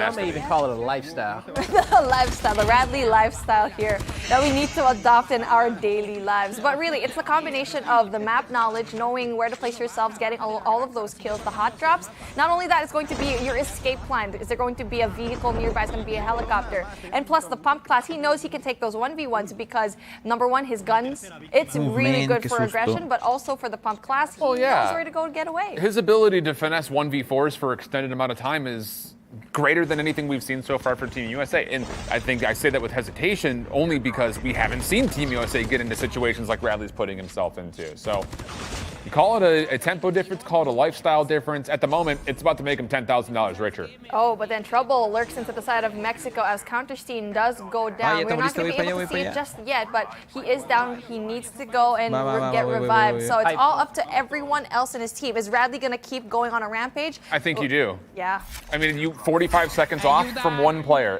and you've already had that already made up by Radley individually. So. Yeah, you don't want to stop anyone on your team when they're flowing like that. Okay, when they're picking up kills and the lobby's coming their direction, you know, you ride it out and you go find some kills on your own. Go out there as a solo and see if you can match his energy. You know, but Team Mexico, you know, just as a unit, I think they're all doing very, very well just at that, being able to all, you know, play as equals and keep feeding off of each other. But on the flip side, Team USA, they need one player to really get them all hyped up, to get that momentum there, to say, hey guys, we're only down by 20, only down by 18, only down by 17. Because you're gonna have to find some way to have some momentum. If not, as you see, all four players of Team Mexico, they'll take it down as they cross that 100 kill milestone. Whew. The question is that over the next hour and 14, how many do you think they're gonna end up with? I mean, so in our production notes, they set it to 400. I hope graphics is starting to build 500 because it very well could get close to that. Wow. Come on. Like, wow. All four Team Mexico members are either at or far above the leader for Team USA. There is a good thing to note, though. You know, with two players from Team Mexico being at the bottom of that list, it wasn't like that 2 lobbies ago, okay? Team USA are slowly climbing up. You're seeing a nuke squad up there, but I think ultimately, if Radley does not have a bad game, they won't be able to catch up. I think that's the key. Radley has to fall off. Yeah, or just die early and just kind of put it out of reach, because as we take a look at Team USA, you know, 28 players are left. Almost double that is currently still in play for Team Mexico's lobby. So once again, this is a moment where you're going to see Team USA kind of make up a bit of a gap because there's still some kills in front of them, but that's going to get overpassed by the tempo that Team Mexico's playing at in the first couple of minutes of every drop that they've had so far. I mean, I've been driving Santana having 8 so far, so that's going to be a really good start. So I feel like for everyone else, they're actually having an okay game. It's okay, though. It's okay, yeah, exactly. It's just like they need to go to less desolated areas and to really just engage more aggressively. There's some sort of reluctance coming in from the side of Team USA here. If I think for the side of Bobby, he's the one that's going into more populated areas, but I think the timing might be off because it might be too late. Everyone else has already rotated. Yeah, Bobby's frustrated again. For the 3rd straight lobby, you hear deep sighs coming from Bobby. I mean, he's your IGL. Come on, Bobby. We don't want you back on the desk. I don't know. It's painful for him, and it's also painful, I think, just to keep watching him running around, boots on the ground, not finding any fights. And there is something to be said. It's just that's the randomness of BR. Sometimes you just don't find people. It's just the way it goes sometimes. This is the constant problem right now for Team USA is to look for all of the kills. And now he's just singing right now. He's jamming. So, I mean, Team Going USA. to his happy place. Exactly. Right now, in the hills, he runs into the woods.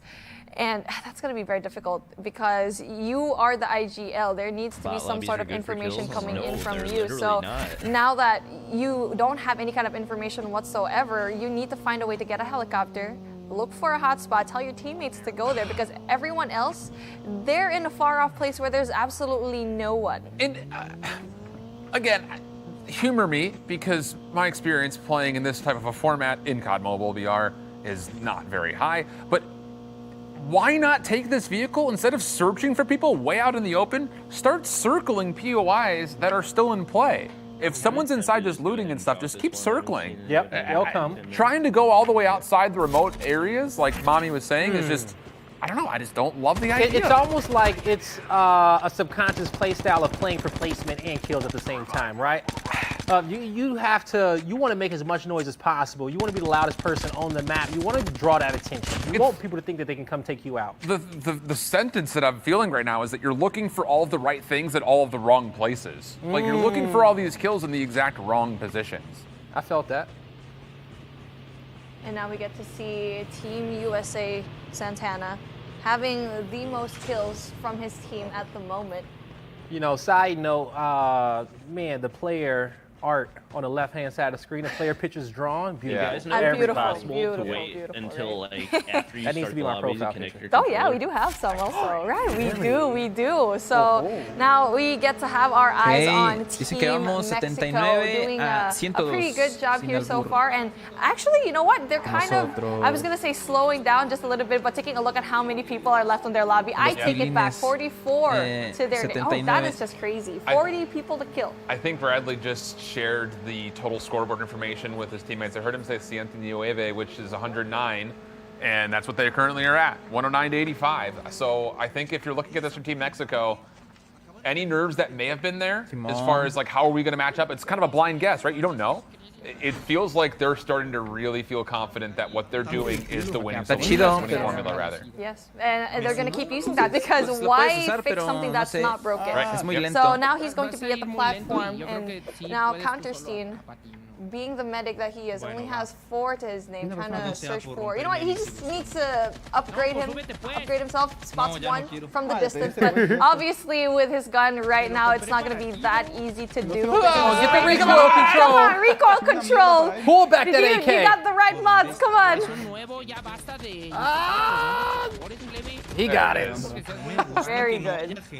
Right gun to do that, but needs to go and control that recoil, but it's a good thing that his opponent didn't really quite see him really well. Finally gets really good attachments. So, you know what, with him, he needs to go and just do whatever he's doing because so far Team Mexico looking really good. Yeah, no, they're in a very comfortable position. And just for what it's worth, as we jump on board really quickly with Pipe Punk, Team USA is resetting again. They're not finishing out that lobby that had 7 players left. So, yes, right now the gap, about right around 25, it's about to get a lot bigger. Just because of the fact that there are still 40 players left in the 3rd lobby here for Team Mexico. This is just different. And now, for when you're doing a kill race here in COD Mobile, you need to find a way to kill yourself. Like, you just gotta stock up on those grenades. And yes, you can use that in those fights, but as fast as you can go and kill yourself here in this lobby is gonna be very important because that is time spent trying to do nothing. And now they're finally starting up a new lobby, and Team Mexico is still finishing up this lobby with 34 people still left to kill. Vamos, Mexico. It's not good for Team USA. This is almost cruise control now for Team Mexico. It's another double-digit lobby for Radley. I don't think he's had a single-digit lobby throughout the entirety of the not day. yet. And that's the thing is, it's hard to say for sure But I'll be the first one to go out there and say that Team Mexico, the only way they lose this is if they beat themselves. They are so far ahead based on the style and play trends that we've seen through the first 3 lobbies. The only way they lose is if they shoot themselves in the foot. That's definitely going to be our storyline that Team USA wins, especially looking at this moment of the tournament. Still a little bit more than an hour left. Team Mexico, they're going to have themselves a 29-kill lead. Actually, probably a little bit over that, probably about 31. 29 is right, quick math. So what Bobby needs to do now, as an in-game leader, the one that's very well versed in COD M, is to try and let his team have a little bit more positivity. And yes, they had a little bit of a hard time, but it's your role. It's not just the game. You need to hype up your team as well. Yeah, I like how you said that. He got to get the Nuke Squad hyped up. Yes, okay? exactly. You got to get the vibes over there for Team USA. They need to figure out how to have fun and just, you know, catch a good flow. I feel like they're gradually building up, but at this point, it's looking like it may be a little bit too late if Mexico does not have a bad drop. And it's just, look at Radley moving, man. So just to take a one-for-one comparison, all of the areas that we just saw Team USA driving around, Radley's flying through them. Class. Literally, because of the class. Yes. We keep saying that, I keep reiterating it. Pumped class is what we like to use. It's cracked this season. Season 4 is definitely where you get to see a lot of these players really just finesse this class because you have the advantage. You can jetpack all over the place. It's like having your own tornado in the sandstorm. Yeah. This is just, it's not close. It is not close at all. Because that 25 that you were talking about is almost 40. Just like that, because Team USA is still waiting for the next lobby to get into. So those 2 moments, if we asked the question, we talked about at the top of the show, would one of those moments to say reset possibly cost the team? At the moment, Team USA could look at both of those and say yes, just because the style of the first 2 lobbies not being good for them kill-wise. Absolutely. And now they have a chance every time they go inside the lobby to change their class, to try and figure out what they want to do. And they're still not doing it. They're sticking to the same thing over and over again. And that is madness that we like to say if you keep making the same mistakes and also expecting a different outcome. Yeah, the definition of insanity, yeah. Not good news for Team USA. So, I mean, vibe's got to be so high right now for Team Mexico. And Radley was talking about it. He was saying the kill numbers that they have compared to Team USA. So they know exactly where they're at. And like I mentioned, I just don't think you change anything. The only way you lose at this point in time in my mind is if you do something different. Team USA has to have miracle moments here. They need to drop 60 this lobby, like flat out. You need to kill. You need to go 50 plus for sure. No launch base. Okay, we get to see a really good drop over here. Now, going into launch base, that is a hotspot that we like to see. Now, everyone else from Team USA needs to do the same thing. But for Santana, he's going to be dropping off at the farm. You won't really expect that many engagements here, maybe a few, but not the kills that you really need to go, because you need to go and pick up the pace. They're probably watching the stream and seeing Mexico having so many kills already. Yeah. There definitely feels like there's an extra level of focus on this early drop right now when it comes to not just splitting, but also realizing that we can't just wait and loot. We have to get kills now. Like, time is going to be a big problem here for Team USA to make up the gap. So this is do or die in my mind. This has to be I'm going to say a 50 kill lobby right here, just to even get close to what Team Mexico is going to be doing. I know there's a ton that dropped. And you could actually hear Bobby being frustrated because he's saying that there's usually a lot of people here, and he's kind of like trying to figure out like where is everyone. He dropped here a while ago, only found one in the previous lobby, and now he's trying to search for even more hotspots. So that's a really good start. He's looking and trying to figure out where everyone is, but it just seems like in the USA lobby they don't want to go into standoff. Well, I don't know if it's they don't want to, but the comms right there was largely just Bobby saying like, oh, I thought a lot of people had dropped here. They must have gone somewhere different, kind of close by. And he said like, I'm going to keep my eye on the kill feed just to see how things are going. Have I maybe missed the timing or an opportunity? At least there are a couple of kills being put together here for Team USA in the early parts, but it has to be all 4 of them in the kill feed regularly if they want to make up this gap at the moment. Absolutely. And now finally, Santana gets one. MacTan going to be really good at the close range engagements. And even though he doesn't really have the extended mods just yet, it doesn't really matter. Finally gets to have a little bit of mods for his name. Cordite as well. But then finally gets to switch it out. So a really good, an okay start for him. And now we get to see a lot more players trying to go in there from the side of USA. And it's going to be really hard. It's going to be Booyah trying to go and get him for the kill. Finally gets one with the HVK 30.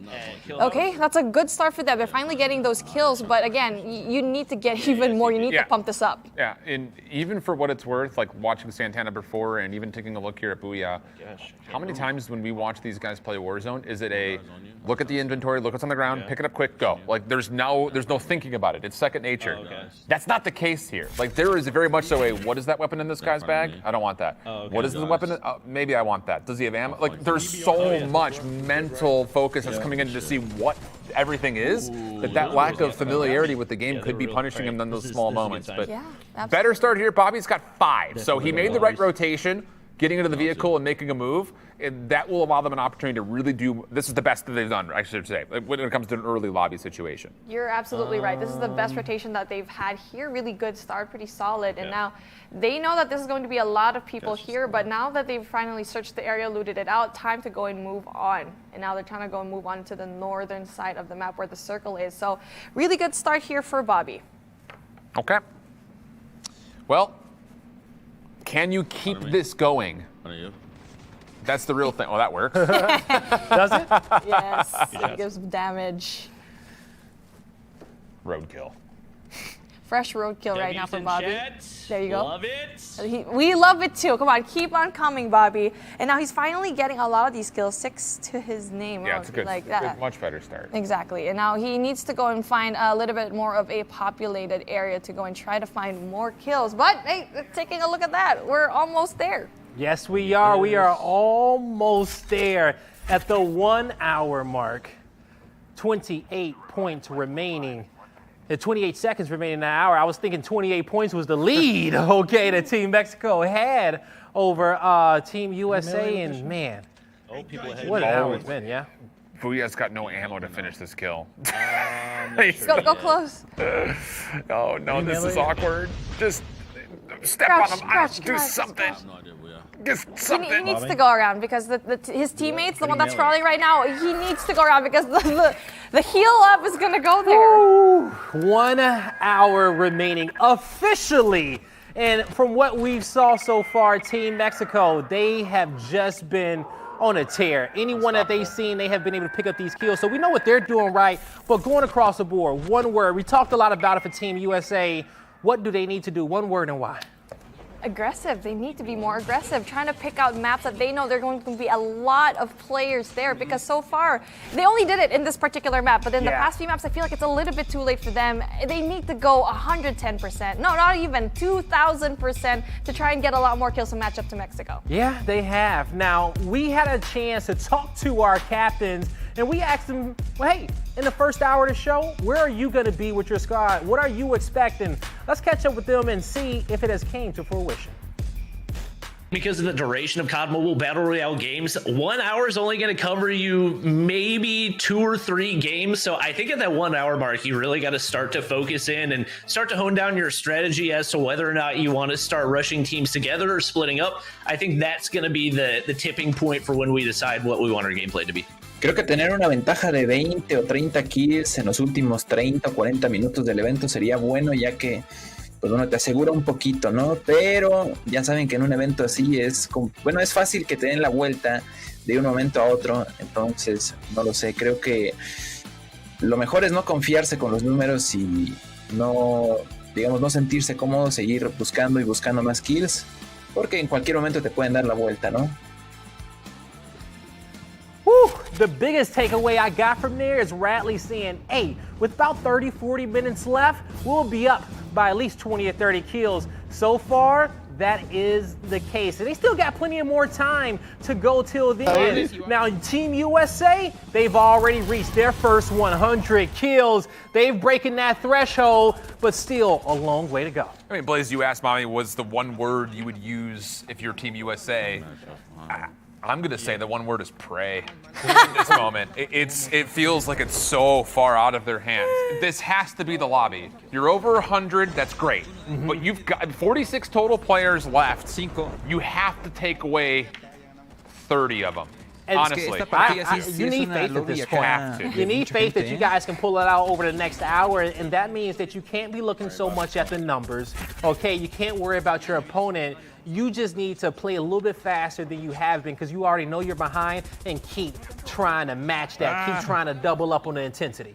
Divine intervention can do so much. You need to go and pick up the pace, change your play. And right now, doing a really good job here so far. 43 left in the lobby for Team USA. But we are taking a look at Mexico right now. Radley having 5 kills. So again, that's still pretty good because they're still 7-8. We just started up the lobby. So that's going to be really impressive numbers for him so far. Yet again, utilizing that high ground. Look, 5 is good, but not great in Radley's terms.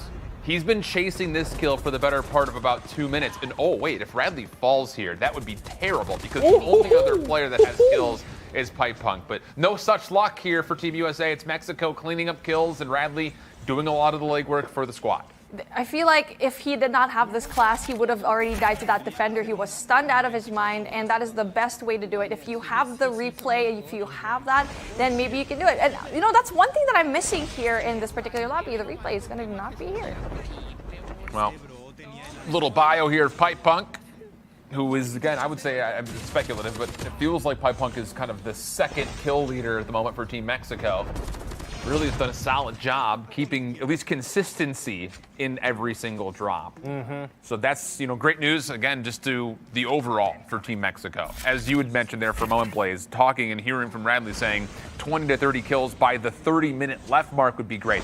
They've hit that with still an hour to go. Like, it's very comfortable. They've already exceeded their personal milestones. No, pero empezó tarde y no sabemos, o sea, no sé hasta qué hora empezó. Las partidas fueron como media hora después de que empezó el torneo. Radley's straight. Disgusting. His movement's really good. I do not want to get into a gunfight with him. I would want to get this class when I play VR. Honestly, after this tournament, this is making me want to go and use the pump class. Because is there another option after this point? Because it feels like there's no other option. Rewind's also really good because you get to go back in time where you were like 5 seconds ago. So, I mean, Pump Class doing an amazing job, and Radley is showing how to use it, but obviously at the right hands. And now you get to see a little bit of a change-up coming in. You see one more change. Counter Steam does have the drone, so they want to change it up right now. And I will say this, too, as well. This is a great chance for you guys to get a look at the Season 4 skins here. We got Pipe Punk in the building. And look at this Pharaoh skin, okay? It's sick. Beautiful from the back, even better from the front. That sounds like Shift right now. What? Excuse me? Happy birthday! Oh, we're going to have to just sing you happy birthday on stream now after that one. Love you, man. You think I love you too? I'm not sure how to react to a statement like that. So, getting into the gameplay though, because me and Mommy got you from all angles. That's all you need to know. Again, I don't know how to take that. The thing about this game right now for Team Mexico is that it is significantly slower in total kill participation than the other ones that they started off this first hour with. So there is maybe a little bit of hope here because, yeah, Radley's still frying, but no one else really is. And there's only 56 players left, whereas, just to kind of give it off screen, Team USA's got 25 players left in there. So at the moment, this is a margin grinder for Team USA. They can reduce the gap here in this particular set of kind of, I would say, what, 10 to 15 minutes? Yes. And you guys aren't seeing it, but Bobby already has 13 kills in his lobby with 24 left. So that's a really good start. Yeah, they were looking at the other bald eagle, okay? The other bald eagle flying around, picking up kills. You would have thought he was a part of Team USA the way he's moving, but that's all that am there. That's Radley in the building. As we just watched him pick up 2 kills, 12 to his name. He's in the zone, but it's nothing that he's scared of. He's fine. It's early still. He's fine. Very much early. And that's going to be very impressive because, I mean, we get to see one player out of the side of Team Mexico having 0 kills to his name, but it doesn't really matter because Radley is still picking it up. And yes, not as fast of a pace, but he's still getting those kills. I would say Jeez, look at Bradley, dudes. 59 total individual kills.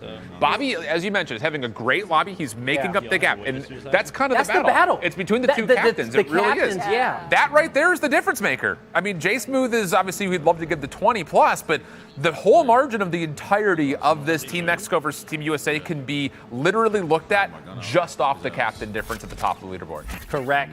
Bobby being USA superstar with some good competition coming in from Radley as they put together their teams. They asked themselves, who can we get to represent our regions? It was Bobby bringing in a Nuke squad, and it was Radley bringing in a bunch of great content creators from the LATAM region. So they know that this is personal. They want to come out on top, and they knew it was going to be a battle between the two of them. Yeah, I mean, the thing about it is, as much as Booyah attributes the name the Nuke Squad, right now they're looking like they're throwing water balloons. Like, it's not even close. And look, let's just be clear. We're not trying to sit there and say, like, Bobby's the reason that Team USA is losing right now. Absolutely. It's just that is where the most significant gap is. And maybe that could be something due to the class. Radley wanting to be a little bit more aggressive, feels more confident in the pump. And we've seen Bobby kind of eliminate even using any vehicles. I mean, he even said it himself when we had a chance to kind of listen in for a moment. I'm done with vehicles. I just need to go find kills. Yeah, and you brought in a really great point. It's really the class. Ninja, definitely a really great job, especially if you want to go in there really aggressively. But the thing is with Pump, you don't even have to use it all the time. You can definitely keep using it after a lot of uses. And now Bobby having that 15. That's a really good start for him, and now he's just on a rampage. But is it enough for him to get a lot of the points when everyone else from his team need to go and pick it up as well? And now, obviously, they're going to be trying to go. They're going to reset it. This is no way, because you can see here, Team Mexico has 42 in their lobby, and you can still see here that Radley is already shredding. This is the right call, though. He's in a 1v4, and it's ridiculous. This is the right call for Team USA. I think that's going to have to be the play, is the final circles, because we're not seeing any pump or vehicle play. You have to do well in the very opening drops with ground loot, and then as soon as you get your class, get what you can. As soon as the lobby slips up to 20 players, if we don't feel good about our positions and they can take gunfights, reset. That's the only way you're going to make up time on this Team Mexico squad, is if they continue to play until the end. And they're really struggling to find those final kills in each lobby. And I got a high-level question here. Do you think that regional play styles, kind of playing a factor more so the LATAM servers being a little bit more fast-paced, versus I can US. agree to that one. Because I'm coming in from a different region. Obviously, I'm from Garena, and the play style is definitely more aggressive there, a little bit more careless, maybe. Kind of what we're kind of momentum. Yeah, being more careless. A lot of these players want to take fights. Doesn't matter against who, but it's the perfect storm for Team Mexico versus on a flip end. The US lobbies. These guys won't win, okay? They won't win. They want to play to that final circle. Maybe players, hiding a bit more, playing slower, and it's harder for Team USA to have to clear all these corners and hunt these guys down. And I feel like it's depending on how sweaty the lobby is, who you're playing with. And I feel like for LATAM, it's a little bit more competitive in terms of like the players, everyone else. We're not just talking about this team, but everyone else they're playing against. I feel like they're going into more high-tier loot zones because of the skill level that the players they're playing up against. But it's also up against Team USA. Bobby a while ago was in standoff. He was expecting people there, so I feel like the lobby that's not going to their favor. Well, this will be a really interesting to see, as Bobby mentioned in his kind of one-on-one that we had in the interview. Will they adjust their strategies, and is there something to be said about them only playing until 20 players left and then reset? It's going to take a lot of time to get back into lobbies, but you may be able to make up deficits just because you're getting more early game eliminations. This has not been a particularly great lobby for Team Mexico, because you see it here. Cry's only on 1. Pipe's on 2. Connor Seed's dead. So it really is just the Radley show. It's the Radley show. And as everyone else on Team Mexico was grabbing loot, getting their vehicles, Radley was taking 1v4s, flying around, bringing the vehicles to them. He's driving them right now. Nobody's driving Radley. Okay, Radley's getting the kills and he's the driver. Like, don't worry, I know where we got to go to. The skill of this man is just absolutely crazy. And now for Cry, he needs to find a way to go pick up the points because, yes, the Radley's popping off. Yes, we're going to be expecting that. But once this guy loses his mojo, if ever that does happen, then Mexico is going to be in a little bit of a pickle. That's a big if, though. Let's be honest. Ooh, full team here? Sees the third in the fourth. Radley with 3 knocks. He stays high. His teammates are able to clean up a few, with the reposition, he gets another knock. And Radley showing us a masterclass. The class that he uses. This man is so classy, but I mean, yet again, like we keep saying, this is why that you need to use this class, man. We keep saying it, we keep reiterating it, but it's because not only is he good at his class, but his map awareness is just absolutely amazing. And the reason why this class is so good, you don't even have to press it. You can keep using it all throughout your matches. You can see that white load bar right beside him. That's when you can go and use that. So again, this class definitely, I think, needs a nerf because of how overpowered it can be. Unlike the ninja, it needs to it needs to reload all the time. So, do you finish this lobby off? Pero está metido en la 17 casa, left. ya valió, ni modo. You're waiting for a couple to reset, and Allá the arriba total la montaña. number at the moment for this lobby is 25. 60, en 60. And 20 of that is from Radley. Les voy a tratar de But it looks like they do want to finish still. 60. So again, these are the moments where Team USA need to capitalize. Again, you don't know that. You don't have the ability to fully see second for second, minute for minute what exactly Radley and Team Mexico are doing. But when Team Mexico is trying to finish a lobby off and they're searching for kills, those have to be the moments that Team USA are using to dig into this gap, because you can't let it sit at 30 plus still. You can see one more kill here for Mexico. And I'm so excited to see the graphic already. Just bring it out, pull it out, Radley. Come on, give us the money. Still trying to use his pump class. It's just so good for him, and especially with his play style. Just going, flying it up. He's just delaying this, and there you go. Wow. 150 kills on the board for LATAM as Team Mexico charging forward to victory. And I could have sworn I just heard Extreme and Hillmoney in the other room just cheering, vamos! Wow. Look at them, man. And, you know, Team Mexico, I really think that the one thing that stands out, okay, and we'll keep saying it, is just Radley, his class, and how he is leading his team to victory, how he is setting the pace for all 8 players in our regional royale, and no one has been able to catch up to him. He has felt no pressure whatsoever since the first lobby. His gameplay, smooth like butter. A criminal like no other. It's just like, Okay, bars. really, you're just saying. I mean, it is a song for all you fans out there. But anyway, this guy is just so well versed in terms of the map knowledge and also the guns that he uses. Everything is just perfection, and it just really translates into the points that we see here on the screen. Dude, so we've got team milestone graphics built. Do we have individual milestone graphics built? Because at this moment, I would not be surprised, and I actually fully expect that Radley's going to have triple-digit kills by the end of this next hour. Get him his own 100-kill graphics. Flash his face on the screen, just big and bold. Yeah, because, you know, when it comes down to, you know, him and the other captain, it's a 37 kill differential. It's just too far away. It's just going to be very hard for Team USA to really just pick things up. And the more that we look at the points, the wider the gap just gets. And we thought that Team USA had a better round. And maybe, yes, they did. But it's just Radley picking up a lot of the points individual. They did make up a gap a little bit. I mean, it's not enough. It's not significant. But still, that could be in play. Just due to the fact that Team Mexico is still dealing with picking apart this lobby. And it's Radley on 26 out of the 29 or 30 total kills that Team Mexico has had. So, yeah, it's very easy to say that the difference maker is Radley, and it could be down just the class, honestly. He's about the to only drop one, 30 in his map. He's the only one running this class, and that may be the difference maker. Good grief. Just breathing down their neck, one after another. Radley with the shotty to his hip, AR on his side, and the wings to the sky. Unreal. Spreading him. Look at him again. Found his next Get target. out of here. You cannot stop him. Is this the Dark Knight? Very well could be. This is some demon mode stuff, honestly.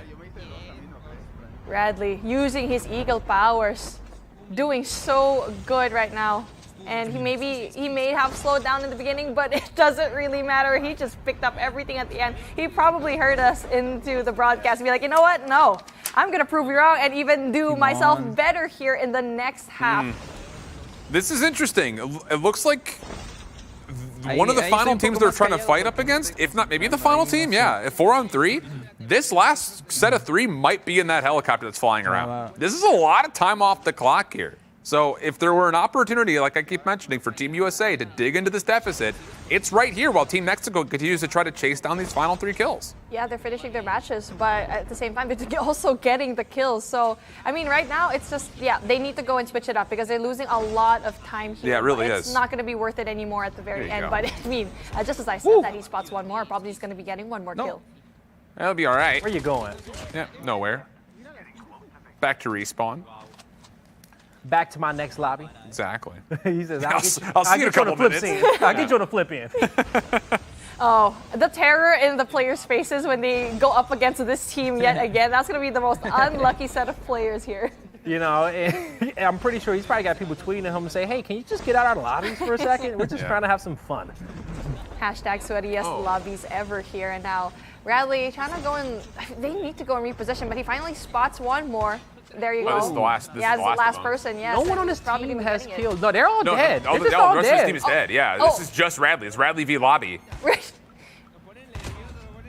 Good Dude. kills. Good kills. Radley versus the last team. Radley They can't versus do anything about him as he's dropping in with the Dude. shotty to the body. Radley, first place in everything. First place in the kill race. First place in the individual kill race. First place in that lobby. And first place in the heart of the LATAM fans. Hell, maybe all of the Call of Duty Mobile fans out there, the way that he's been playing, I'm pretty sure he's getting a lot of follows right about now. And if you haven't, what are you doing? Come on now. Bro. This pains me to commend someone from Team Mexico because obviously we're from Team USA, but come on, man, we're being shredded at the moment. Dude, that's, what is it? Is that 33 he just finished with Yeah. for the win in a And 1v5? when we saw his teammates, they were with him driving around in the car at a certain point, but we probably saw maybe 1 kill, 2 kills max amongst all of them. They literally watched him play that game. The thing is, we did see a makeup in the deficit there for Team USA. It was about 40 points at different moments in time throughout that last lobby, but their reset has put them in a position to use the 5 to 10 minutes that Radley was searching to finish off that lobby to at least give themselves an outside chance. It's still an outside chance, though. Now, if you're just joining us, if you're asking, well, what is LATAM about to come away with? Well, it's looking like $30,000 in their pocket, but not just the lion's share of the prize pool, the pride of being the victors of the Regional Royale and bringing that trophy home to LATAM is looking like all of that is going to come true unless USA, they can get themselves an MVP caliber superstar to turn up in our final 40 minutes of gameplay. And we'll see. And I think, again, just to make sure we're really hitting this, as much as Radley is taking over, and it's very easy when we look at a leaderboard to say the gap between Radley and Bobby is the difference maker in the teams, Team USA is putting up a relatively consistent performance across all 4. It's just not good enough to match up against the solo power of Radley. He's literally... The solo power. Yeah, he's superstar, GOAT potential in this 2 hours that we've seen. You're absolutely right. It's just like the Radley show for Team Mexico and everyone else in Team USA. Really good numbers. So now it's really pressure onto Bobby. If he is watching the stream, he knows that it's only Radley doing a lot of the slaying. And now for him, he needs to go and try to match up all of those numbers. Santana. He's doing a really good job for me. In my opinion, he's been doing well. Yeah, he's been doing really well. So I feel like for Jay Smooth, he's the weaker link in this team that he needs to go and pick up the points as well. It's just there's always somebody who's having a hard time getting it going, right? Like this is more than half the lobby gone already, and still significantly single-digit kills. At this point, if I'm Bobby, I'm saying, hey, switch my server. I'm coming for this guy. Okay, I need a 1v1. Get him out of here quick. It's got to be a class switch up, honestly, and I just don't know if Team USA is seeing what Radley's doing. You assume that they're not able to see what he's doing. Yeah. Exactly. You're seeing the numbers. You're taking a glance over. You're seeing what the current score is, and that's about it. Because even outside, when it comes down to the captains, outside of their skill level, right? Because I do believe they are equally par. The class difference in the speed is versus Ninja, Pump versus Ninja. I think that's the difference of the, 20, 30 kills that Radley has over Bobby right now. It's because you can take more engagements with that certain class because you can Yeah, get away that's from it. really tricky situations. You can fly up against your opponent's head and they won't even realize where you are. Where already you have like a few seconds to think about, okay, am I gonna keep on going in for this this individual gunfight, or am I going to go reposition myself? We've seen already. The defender was going up against Radley a while ago. Yeah. He was stunned. If he Yeah. didn't have that class, he would have been dead. Also, think about this too as well. The verticality. English is hard. Thank you. It is. English is very hard. I've been I had to learn trying it in as well school, throughout so- the weekend. But the verticality of the fights, right? And these players having to look up with him playing that pump class, and he falls right in their chest with a shot. Gets the kill with ease. So he got everybody looking all around. The biggest difference here. We're going to find out here, by the way, in the next 5 minutes or so, if this is a predetermined strategy for Team USA. 20 players left, do we back out automatically? This will give us the real true indication if that's actually the case or not. And it's just crazy because every time we swap over, yeah, these are okay kills, but it's just we are, I think, kind of prone to looking at Radley, who has double the amount of current kills that Booyah has in the first 10 minutes of a game. And one thing to note, the differential. Okay, Team USA coming close on that 150 milestone. Yep. They've got it under 20. It was close to 30 not too long ago. Whatever they're doing now is working, but this is where they can't falter shift, okay? They can't stay in these lobbies for too long. okay. They got to keep what's been working. And I think this is, again, just to go to it. Do you make the decision if you're Team USA? Okay, the circle's still big. There is not a lot of players left. Do we eat our own nades and reset and go again? If that's the condition that they think they're going to be able to make up the gap and possibly win with, you have to commit to it now. You can't just keep running through these big lobbies hoping that there's an opportunity with these large circles to maybe find all the final kills. 'Cause that's the only way they make up this gap is that they find pretty much every single kill from this point onto the end for a win. Absolutely. And now 22 points in between Team USA and Team Mexico. So I feel like that's still very doable, especially if we get to see Bobby absolutely just pop off and just get an even amount of numbers coming in from the side of this Team USA Santana. Going Nice. against one, Okay, against Santana. That's a good engagement that we see here so far, too. Come A on. really good two-piece. Come on for Team USA. Yep, game Keep it changer. close. Give us an epic finish as Team USA has hit the 150 kill marker. Only down by 21, but they're making this a show now. It's getting closer, but at this moment, if you're Bobby and you're IGLing, Is not very smooth. if you're okay wiping and resetting at this moment in the lobby, you also have to be okay for everyone to split up to go try to find every single one of these final kills. There's Yeah. no in between. You can't just stick together, play for a win. You have to keep spreading out and find as many of these final eliminations as possible. Otherwise, it's not worth it to stay in this game. Santana moving around with a sense of urgency, on the hunt, nobody in sight. 13 minutes ago, there's 50 left to wait.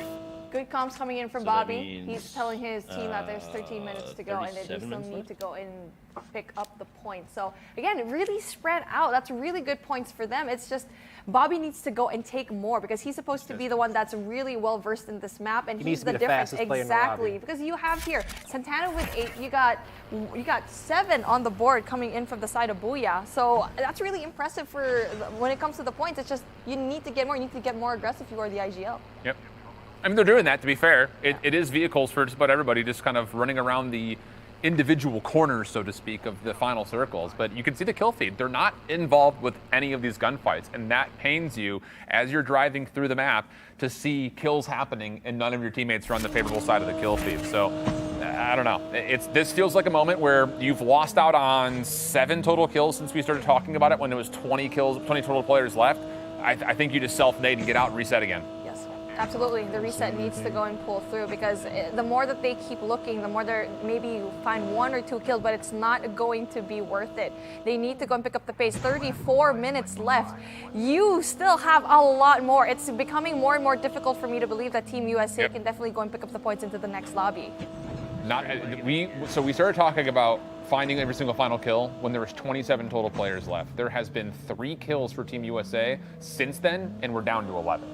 So the margins aren't great as far as the math is concerned, which I'm bad at math, but I think anyone has held a colored pencil could probably do that math. You know what I mean? And the driving has been so too as well, you know? For what it's worth, yeah. Yeah, you know, and these moments right here, you really got to be hitting those corners, okay? Because picking up momentum with that vehicle after you run into a wall, that's just shoving seconds away. Shoving kills away right there. Come on. Come on, Santana, you can do this. You're gonna be furious and fast driving. And if we gotta be honest, like the opening pace for Team Mexico was about 3 kills per minute in the first 10 minutes of the show. That was the bar in which they set. That was the bar that got them this cushion. Not a single kill for Team USA in about the last 5 minutes. And Team Mexico has just gotten into a fresh lobby. Radley, at this moment, not gonna lie, I'm just rooting for him to break 100 individual kills. That's all I'm paying attention to right now, because this very well may be out of reach for Team USA. And I will say, I think the main player who really cut that deficit from the last time we checked the scores have to be Jay Smooth, right? Them getting it down to 20 is him stepping up his performance. You know, he's matching Cry at the bottom of the scoreboard with 27. Now you're gonna need, you know, Bobby, Santana, and Booyah to take their gameplays to another level. 24 kill differential, almost 30 minutes left. It's getting close. And as we're watching Team Mexico, we can hear them. They sound comfortable in the comms, feeling confident, but they know that their job isn't over just yet. This is the thing. Like, Radley's got 9. Double-digit kills every lobby. It's just he's getting 5+ in the first 5 minutes at worst the first 5 minutes. And that's what you want in these lobbies, right? Absolutely. Like within the first, you know, 5 minutes, even probably less than that, you want to at least have multiple kills, you know, 4+. So you know that, okay, this is a good lobby, we're pacing well. Now we can go on the hunt as everyone else is still trying to find loot. This guy just never stops. He's always on the move. He has a helicopter, he has a car, he has the pump class, he's gliding, and that is why he's getting a lot of these kills. He's just hunting. If he sees no one here, he's gonna be, you know what, I don't have enough time for you if you're hiding here. I'm gonna go looking for another one. So that is a really good strategy so far, and it has been working for him ever since. And now with 9 kills very early on into the game, and not just that, he's moving like an eagle right now across the map. And again, this is speculative, but Radley's checking the minimap when he's inside this helicopter so often, it kind of leads you to believe that not only is he looking for his custom drops, but also, let me get as far away from my teammates as possible and play the other side of these circles. So that way, if my team's cleaning up, let's say, the southwest side, which is currently what we're getting, he's playing more towards the northwest or northeast side. He's on the opposite sides, and it's allowing him a chance to continue to find kills away from his teammates, which is something we have not seen Team USA do much of. You brought up a really good point. He's trying to clear as much ground as he can because he knows he can absolutely do multi-kills after multi-kills, and now that's what he's doing, 10 to his name already. And now I feel like that's going to be a really good start for him. And just like that, 157 and 183, gap is going to be even wider. Dude, just single pumping. He's letting his lobby know. He's breaking 100 this lobby. Oh, you think so? He definitely can. Maybe not, but he'll be close. He'll be really close to breaking 100 this lobby. You know, one thing I also noticed here for Radley and for Team Mexico, they go in for the airdrops because they know it's going to be a hot spot. Because in the map, you can see where the loot is going to be, and they very well know that, okay, here you go. You got all of these loot, we're going to kill you. 30 minutes remaining in the Regional Royale. 1,800 seconds till we crown a winner. And so far, Team Mexico, ever since they got in the lead, they haven't given it up. They've made it so much more harder for Team USA to get their confidence, to come out away and feel some type of joy. It's been nothing but pressure for USA. And Team Mexico, being led by Radley, they're looking like they're going to be victorious. Oh, just come on. Gosh. Stop. They got families. He doesn't miss. They have families. There are children. They just want to enjoy their weekends. He may break 100 this lobby. I may have to eat my words here really quickly. Yeah. And just like that, he doesn't even hesitate. He finishes 2, hops back into the chopper, and he's looking for 2 more. Looking for 4 more, looking for everyone else. It is 32 possible kills remaining in the lobby, 28 to be exact. But Radley says, hey, I ain't worried about the numbers. I'm just worried about the engagements. Only numbers I'm worried about is how many bullets I got left in my gun. Yeah, and this is even great. You kind of, I mean, again, I don't speak Spanish, but all intentions of the movement would lead you to believe that he's coming back to help his verticality teammates. into the drop. Because his teammates are in a little bit of trouble. The helicopter allows him to get back into the mix so quickly. Wow. ¿Fuiste del Wow, sniper? wow, wow, No. wow, wow, wow, wow.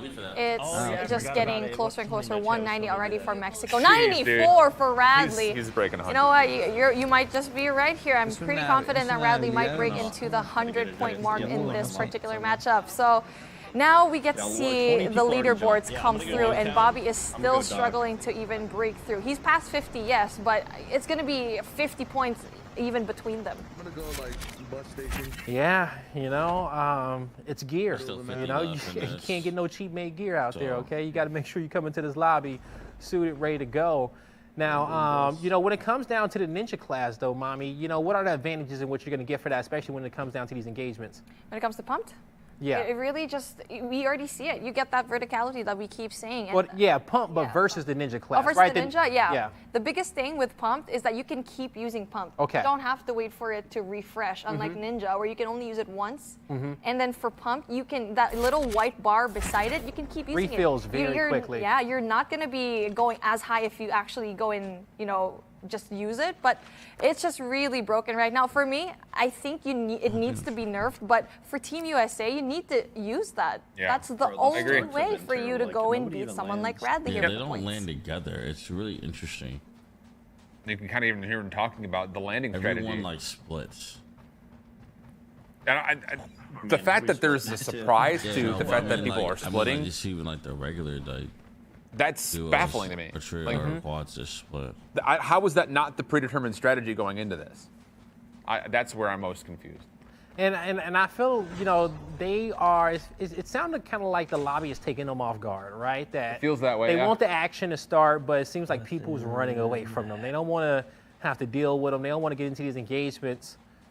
I don't know if they know the Nuke Squad and Bobby are running around their lobbies, but they're scared. And this is not what you want. You want everybody wanting to fight you. You want everybody wanting to get first place and, try to drop more kills than you and your squad. But Yeah. instead, these U.S. servers playing for placement. We're taking a look at the scoreline right now. One more point for Team Mexico to reach and have that 200 points versus Team USA's 158. They're doing an incredible job right now. This is just going to be really, really good. So, again, for Mexico, just keep doing what you're doing. Radley doing whatever he can to move as fast as he can. Mexico coming away with 200 kills thus far in a regional royale as they are in just such a big lead. We've said so much about them. We've said so much when it comes down to the classes, the gameplay, the superstars. And with us having less than 30 minutes remaining in our tournament, Team Mexico, can they get 250? Can they get 300? They're not slowing down, and they just keep surprising us. And Radley, he seems like he's shifting into a fifth gear, which we thought he only had 4. I mean, he said in this interview he wanted 20 or 30 points in between him and Team USA with 30 minutes left to play. He individually has given them 50 plus. And it's an individual margin. He individually is the reason that 50 kill gap is there. He's about to hit 100 too. Yeah. He's about to hit 100. They just hit the 200 kill mark, and Radley himself is about to hit 100. As you can see, 98 to Radley's name. We got him and Pipe Punk kind of switched up there, but as you see, he just ticked over on that 100. Team USA's not playing bad. It's just Radley on this class is unmatched. Unmatched, Beef Mommy. It's just Team USA, well balanced, right? Yeah. You get to have the same points all throughout, but it's Lo que just podemos really the hacer es- Radley game that mira, needs aquello, to be aquello. stopped right now, and there's no response coming in whatsoever from everyone that they're trying to go and battle into the map. And then now for Team USA, now with that in mind, it's too late. It might be too late for them to go and readjust. So 24 minutes left on the clock. You are in a pretty fresh lobby if you're Team USA.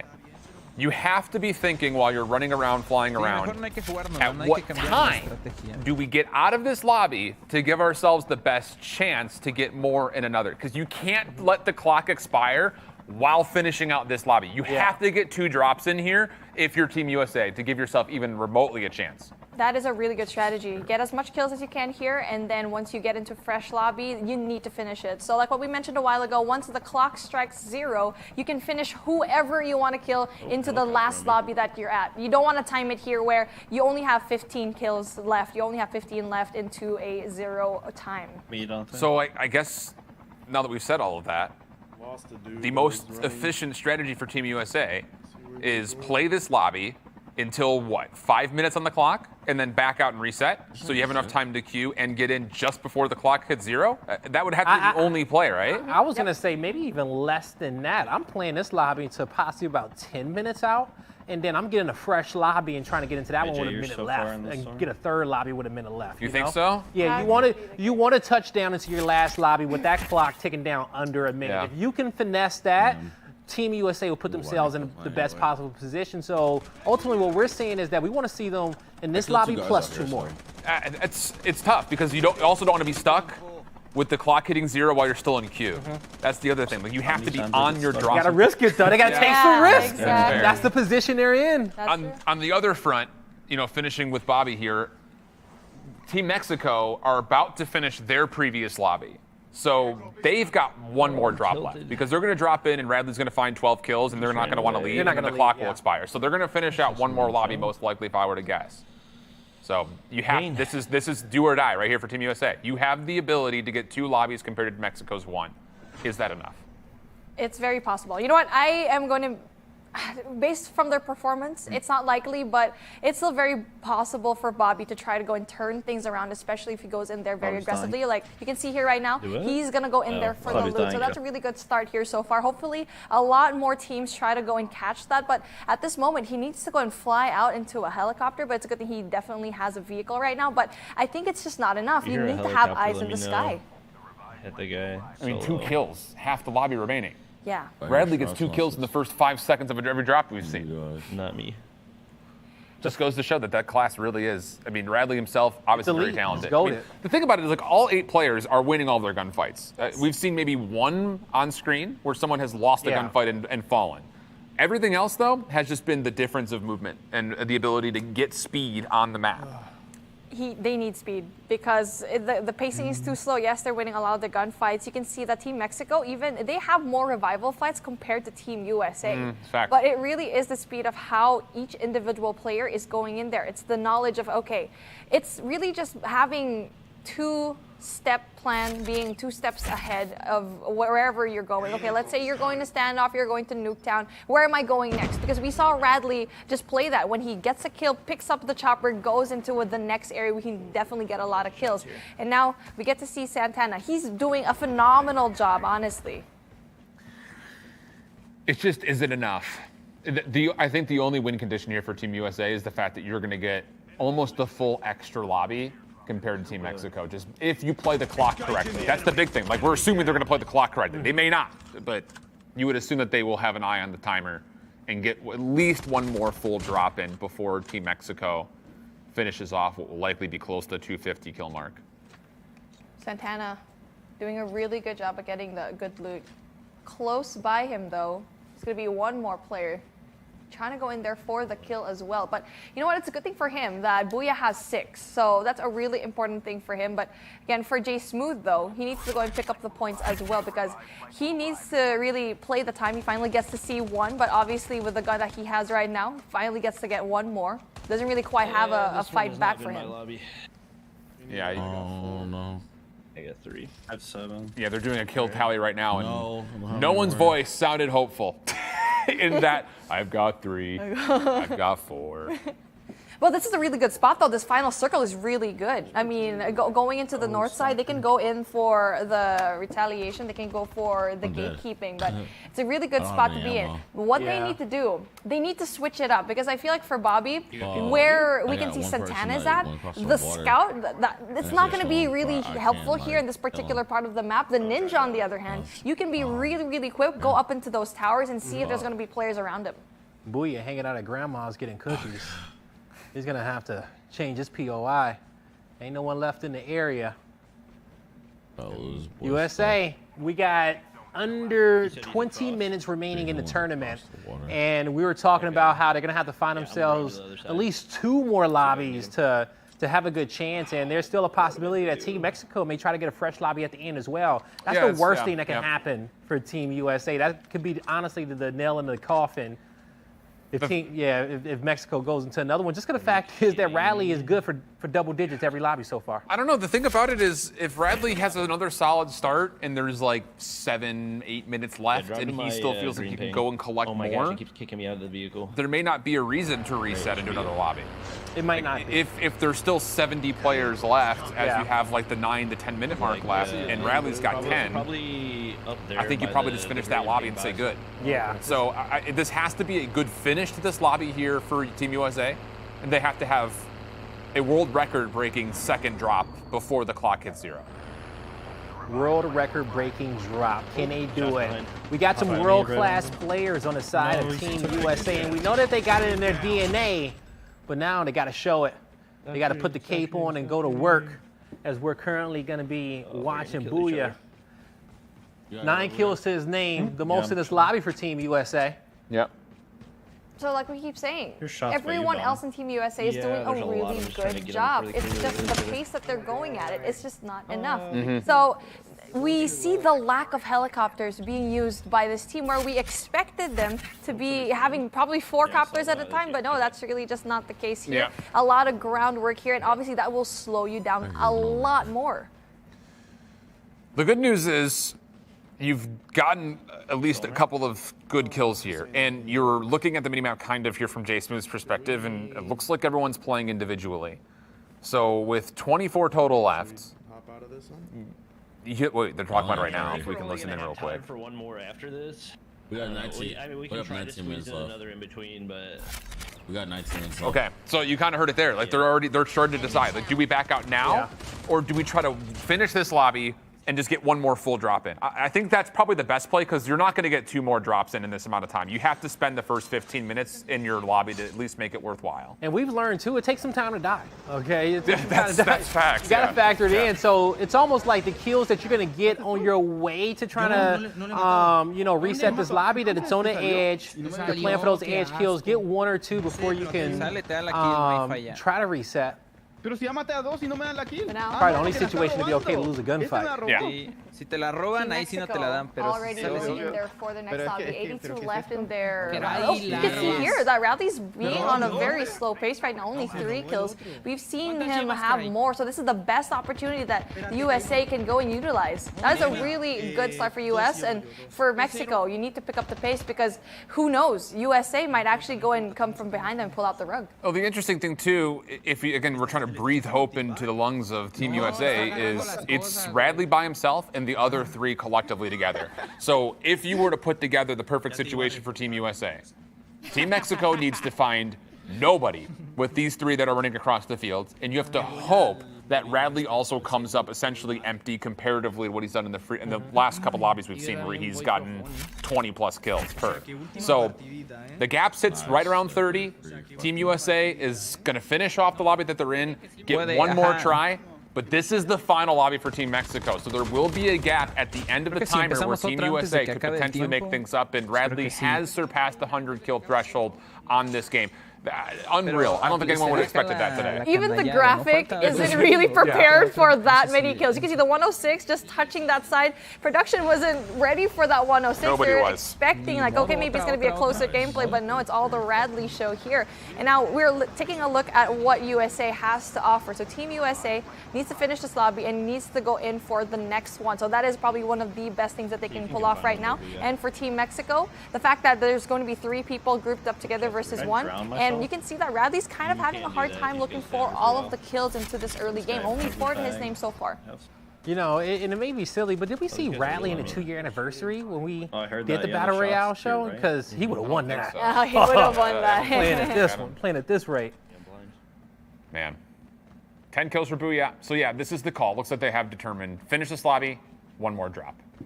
I think it's pushing it too close to try to get a good start to a lobby, back out and go again. I think you're getting a little bit too close to the margin of it not being worthwhile. Yeah. So they need to move. Oh, yeah, I Because see- there's wait. only like what, two Yeah, I see players one in that front of they're me. trying to go and hunt Yeah, for. So that's 4v2. it's not going to one be of them? worth Yeah, it, I think. that's the So guy, they I just think. need to pick up the pace. 13 minutes left. one I mean, more. obviously okay. like 14, but That was, yeah, I think at this point they should just look for it because they're just going to have a longer time trying to go Yeah. and kill themselves, Yeah. right? So it's just going to be very hard. It needs to be a perfect I don't last think we game wanna for wait Team this out. USA, especially with the There clock just might be dwindling. nades on Plus, this body, but they yeah. need to wait for No, the I got lobby one. too. Yep. Okay. All right. Yeah, Well, I'm good. with Nate. that in mind, Nate? hopefully we can take a look at how Mexico is doing in the kind of first third of their lobby. And actually, yeah, so they're actually just not even going to bother searching for this last player. They're just going to kill themselves here. Okay. So that's kind of the final call. Team USA will have one more lobby to play in. This, I would have to assume, will be the final lobby for Team Mexico as they look to finish this one out. The gap sits at 34. So it's going to get bigger for a moment here, just as USA is resetting and Mexico starts to finish off this lobby. But you're going to have to get a plus 37 kill lobby if you're Team USA compared to the speed that Mexico's put together. Well, that's going to be very difficult because Team Mexico, look what's happening here. They have 4 apiece, and I think only Counterstein is the one with 1. So everyone else is doing a really good job at picking up the kills. So again, that's going to be plus for them. And Radley seems to be like he's struggling to find anyone. So that's going to be really good points for Team USA. But for Team Mexico, if Radley's having a hard time here in this final lobby, everyone else is stepping up. I think, by the time this lobby is done for Team Mexico, that we'll at least see them over the 250 kill marker. So 12 minutes for Team USA to try to at least reach that threshold, that milestone as well. And as we can see, that's about 66 kills there that they're going to have to pick up. Let's just do the math real quick. Let's say that Team Mexico finishes this with a bad finish. Yeah. We'll call it 230, 235. That is a 50 kill game that Team USA needs. If you don't take it by my long pause, we haven't seen them come close to that yet. And we'll say they got 2 games to do it. Well, they're going to have one No, game. just They've one. got one lobby to do it. They have to have a 50 kill lobby. They took too long in the last game. Yeah. They should have left. They got to give themselves.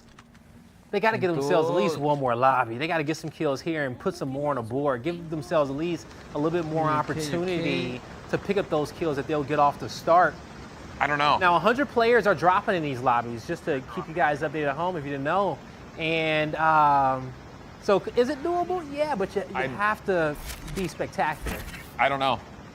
I don't think you can try to get two drops in if you're Team USA. You're pushing it too close. I mean, they've been out of their lobby for a minute, and they're still waiting on this next drop. So I just think you have to, this is your last chance for Team USA. And the problem about our kind of Hopium-based conversation is that Team Mexico has just picked up a lot of kills. So the worst case scenario, if we were to really kind of stretch it, saying Mexico will finish on 230 kills, that's off the table. There's still 40 players left. So it's going to have to be 60, 65 kills for Team USA to even have a chance in their final lobby here. And slowly but surely, as the wipe, it's going to be wiped out. Everyone else in this lobby is going to be wiped out, but none other than Team Mexico. Unless, for some reason, you get to see the captain go down. Radley, it's not going to be quite possible, though, because his performance all throughout this is so consistent. It's so good, and that's the only way that Team USA, number one, if Radley drops, and number two, if they get 60 kills in the next lobby that they're at. This needs to be a perfect play,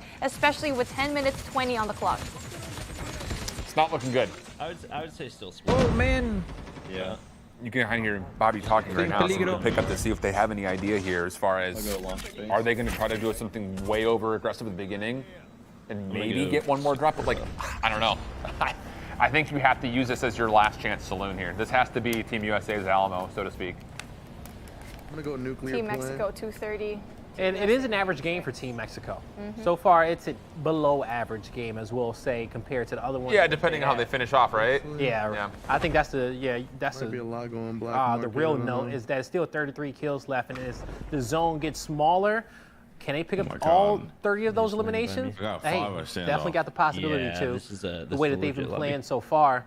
The last 2 drops, it's been what, plus 25 for Radley on each one. So.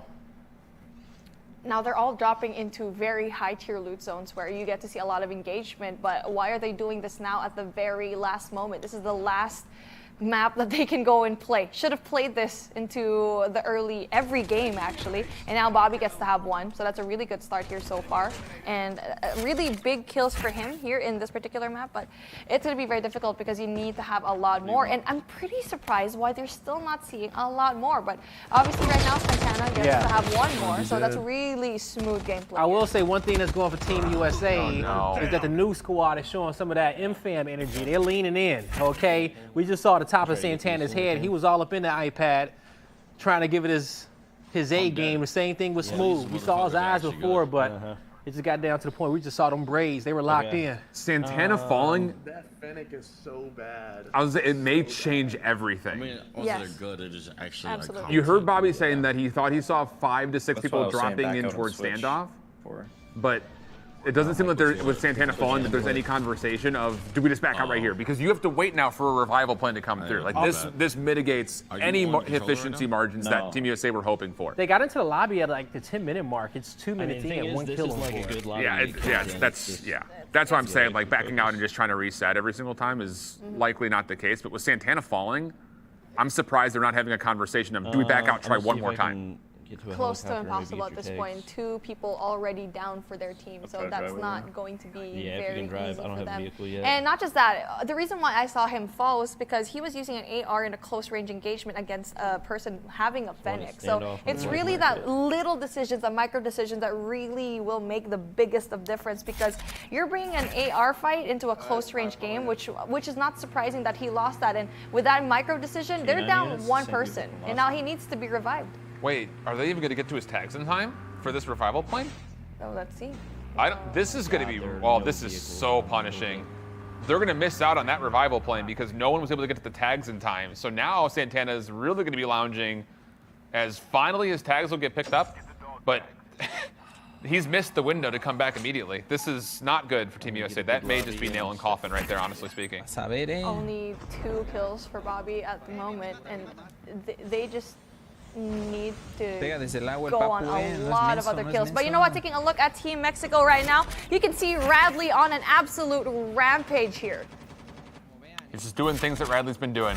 So we'll look back at it. This is near, again, the very final moments of this lobby. Just teammate to teammate, player to player, snap on snap. It's just, it doesn't stop. It does not stop. Good grief. You see how the class that he uses. He can definitely go multi-kill after multi-kill, because if you get the shots down, you can go just readjust your position, go up top. They're not going to see you. They're not going to know where you went.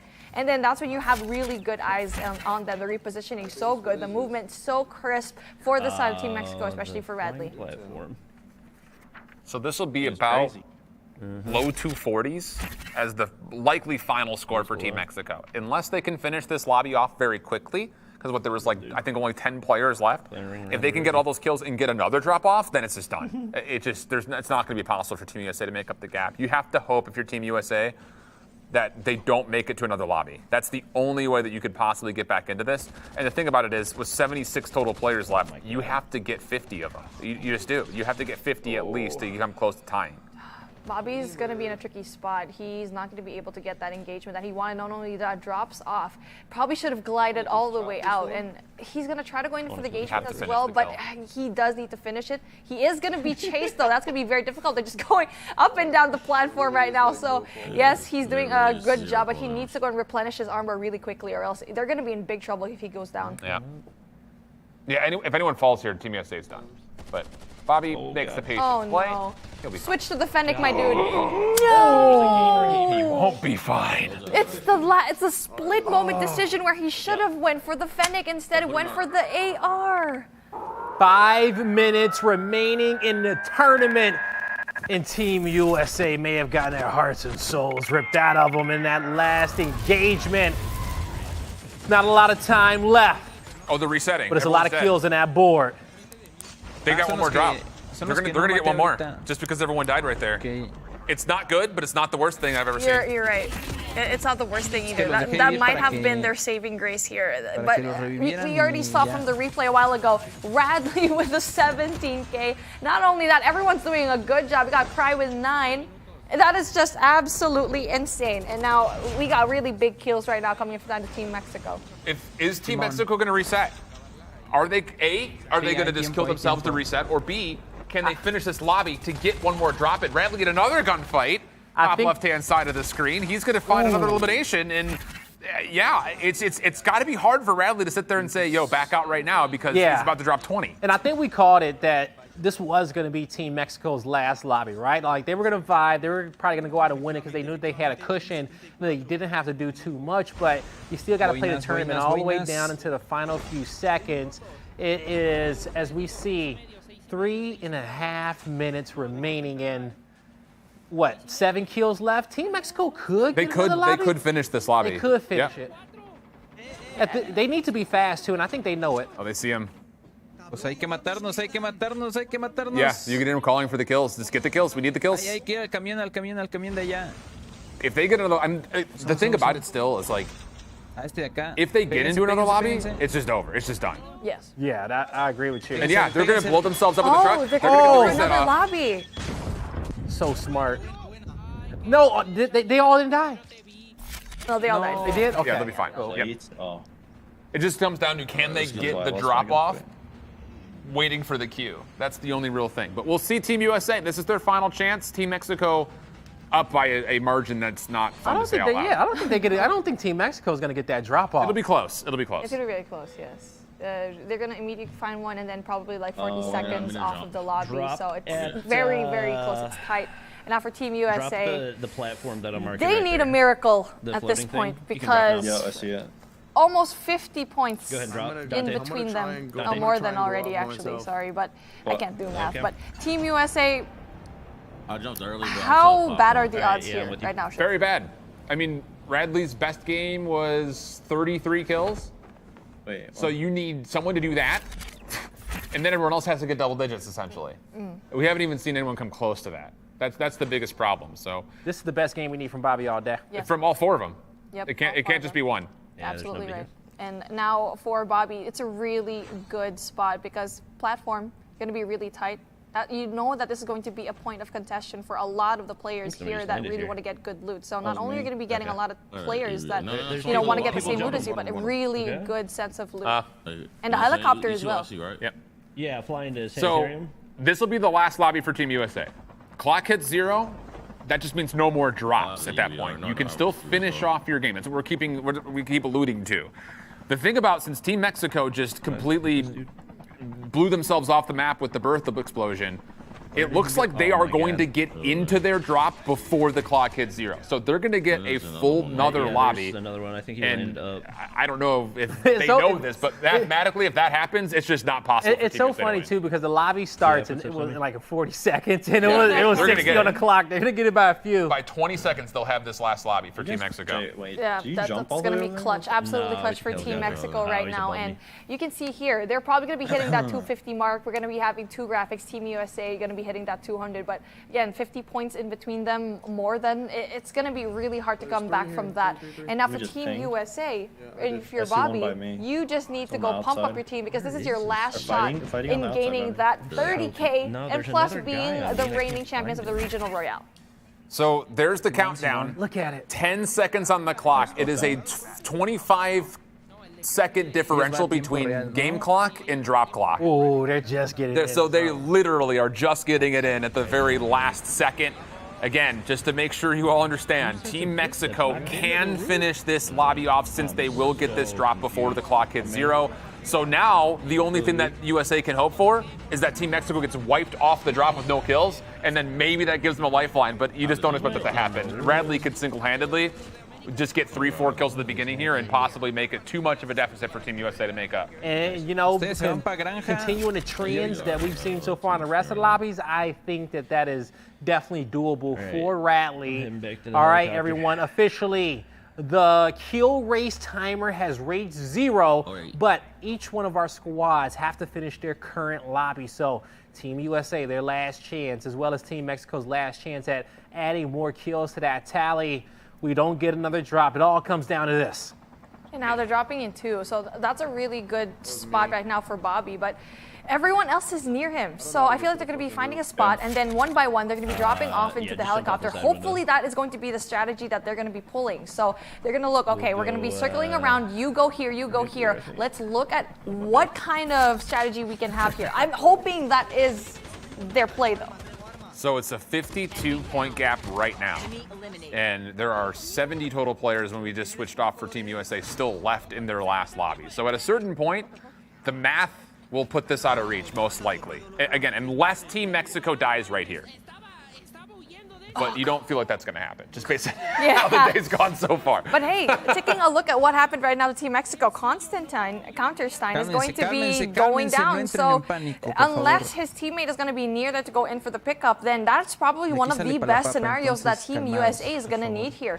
Everyone else is going to be far away, but you know what? It's going to be very hard for them to go. But obviously, it's going to be Radley. It's going to be all up to him if he wants to go and widen the gap. But so far, he hasn't really died here. It's been a slower start at the last two lobbies, but it's just, we're going to look back at this 2 hours, and this whole match will be determined by the first 15 minutes. The first 15 minutes, we kind of got the trend like, oh God, Team Mexico is playing at a different level than what Team USA has put together for this event. And that difference maker is likely going to be the key between win and a loss here. And it's all just because of Radley. And there you go, Radley goes in for the pickup of the dog tag, so the revival is going to be there. That's going to be a really good sign. Counterstein is going to still be part of the competition, but here we go, Radley takes some shots, but just like that, takes him out. Oh, God, it's going to be really hard here. Only gets 2 as well. Really just ravaging to every single map. His movement is pristine. And that's going to be the 250th kill on the board for Team Mexico. Shift, you talk about them setting the pace, kicking off this tournament. They were averaging about 3 kills a minute. Ultimately, they only faltered a little bit. 2 kills a minute. Yep. That's a lot right there. That was the pace in which, if you wanted to be a champion, you had to play at. Now, Team USA in this last lobby, they got to work backwards. They got to do what Team Mexico did in that first lobby and have a spectacular finish. Well, Blaze, I love your energy. You're the most charismatic guy I know. But math is not on our side here if you're a Team USA fan. There are 50 total players left looking at our back screen here, and the gap is more than that. So mathematically speaking, we can technically call a champion right now. That's going to be very hard to really just swallow in the pill. That is the L right now for us into the side of Team USA, but we can just see how cracked Radley really is. And even though, like what you said before, Shift, even though he's only up against one person, he's still giving all he can because the angles that he wants to give really will be there for his side. But now taking a look at Team USA right now. I would love to take a look at Team Mexico, okay? Because throughout the entirety of the day, we have watched them give a master class on how to play Battle Royale, how to move around this map efficiently, how to pick up these kills, use the vehicles, coming out with the proper classes. And it has been an absolute show for them. 253 kills on the board so far, as they're pretty much doing a victory lap. Oh yeah, that is exactly what it is. This is going to be a victory lap for Team Mexico, and that's just, it's going to be hard for Team USA to swallow because you're putting together a really solid performance for all 4, but that's going to be 200 total kills for Team USA. The problem is they just ran out of time. Not enough on the clock for them. We saw them kind of towards their second or third drop. Play at a level in which they did not allow that score to build up past the 30-point margin. Maybe the greatest lead that we saw so far throughout the day was 35, close to 40 kills for Team Mexico. When we had 30 minutes left in the tournament, that was the closest Team USA got since the beginning, within 20, right? It got to about 18, and we didn't see them get a kill for about 5 minutes right after that. It shot back up towards that 30-point marker, and now 55. Two more shots by me. 55 kills already on top of that. Team Mexico doing a really great job. But for Team USA, now we need to see what they can do because you only have 41 left. So it's not going to be possible for them. But you know what? they still gave us a show. They did. And I'm honestly really impressed because they are a well-rounded team. For me, they're a more well-rounded team compared to Team Mexico. Honestly, even for Team Mexico, Radley's the only one that absolutely just popped off. But still, Team USA really needs to go and pick up the pace because there's some light into their gameplay. It's just so typical from Radley. To come out here, the only one to run pump, dropping triple-digit kills individually. Yeah, I'm fine with this. We could just sit here and just watch and enjoy Radley for the rest of this lobby. Yeah. He has been double-digit king every single time. And it's just a level of preparation and comfort that Team USA did not have. It really is remarkable. I'm down to watch our MVP close out the show. Absolutely. Yes. Definitely. I'm so excited to see that he's utilizing the pump class so well. This is definitely how you use it. And this with is a shoddy, too. Yeah, with a shoddy. With a pump. Yeah, really? Double pump. Bubble pump action. Shoddy over here for Radley. And so now we keep saying it, and we would like to keep saying it because this is the current meta right now for BR. Obviously, it's going to be the rewind and also for the pump class. And that is the biggest fault right now of Team USA. Oh my God. 130 kills to his name. The graphics aren't ready for this kind of number.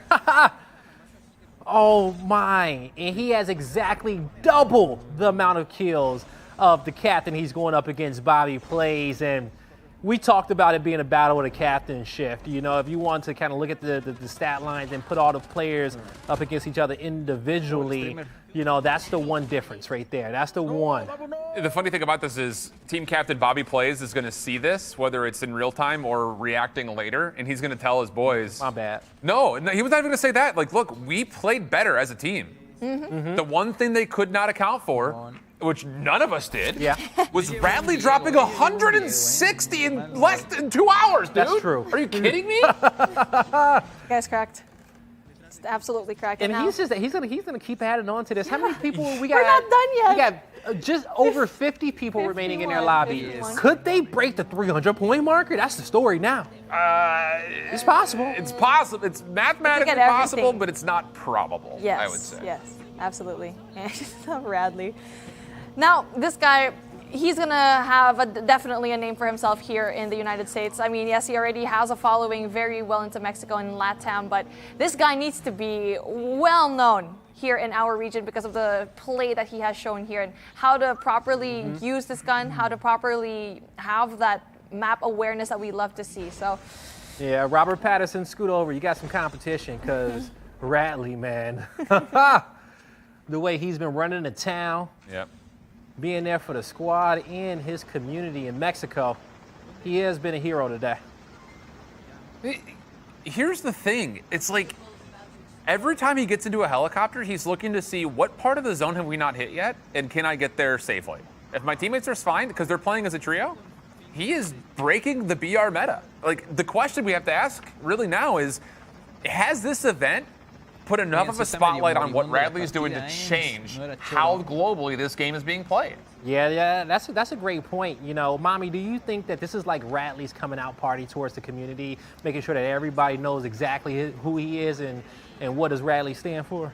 with his performance today, his name is going to be known not only here in Mexico region, in the US region, but everyone else, Garena, Southeast Asia, everywhere else where Battle Royale is going to be played. And the kind of gameplay that he's showing here on the highest level is so impressive to me, because not only can he handle things all by himself, but it looks like he's also really good at communication. At some point, he had everyone else in his team. He was backing everyone up. When we saw Counterstein go down, he went in there for the pickup because of the helicopter.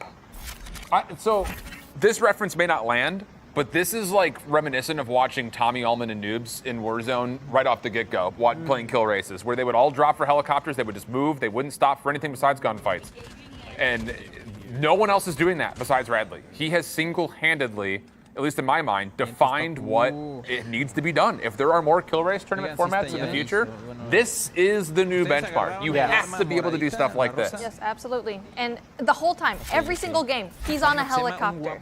He's just moving so much. A lot of movement coming in from his end, not only when it comes to the vehicle gameplay, but also with his movement in general. He slides, he doesn't really stand, and that is probably one of the telltale signs of a pro player, if you just stand still here in BR, you're gonna go get killed. So for him, even though he's just going here, he needs to go slide, he needs to go in, because you don't know when you're gonna get shot. And when you do get shots, that's when you go activate your class. Ladies and gentlemen, as you can see, this is our last game, but we are going to finish it out. Our players, they're playing for pride. They're playing to rack these numbers up. They want to beat their opponent down into a pulp.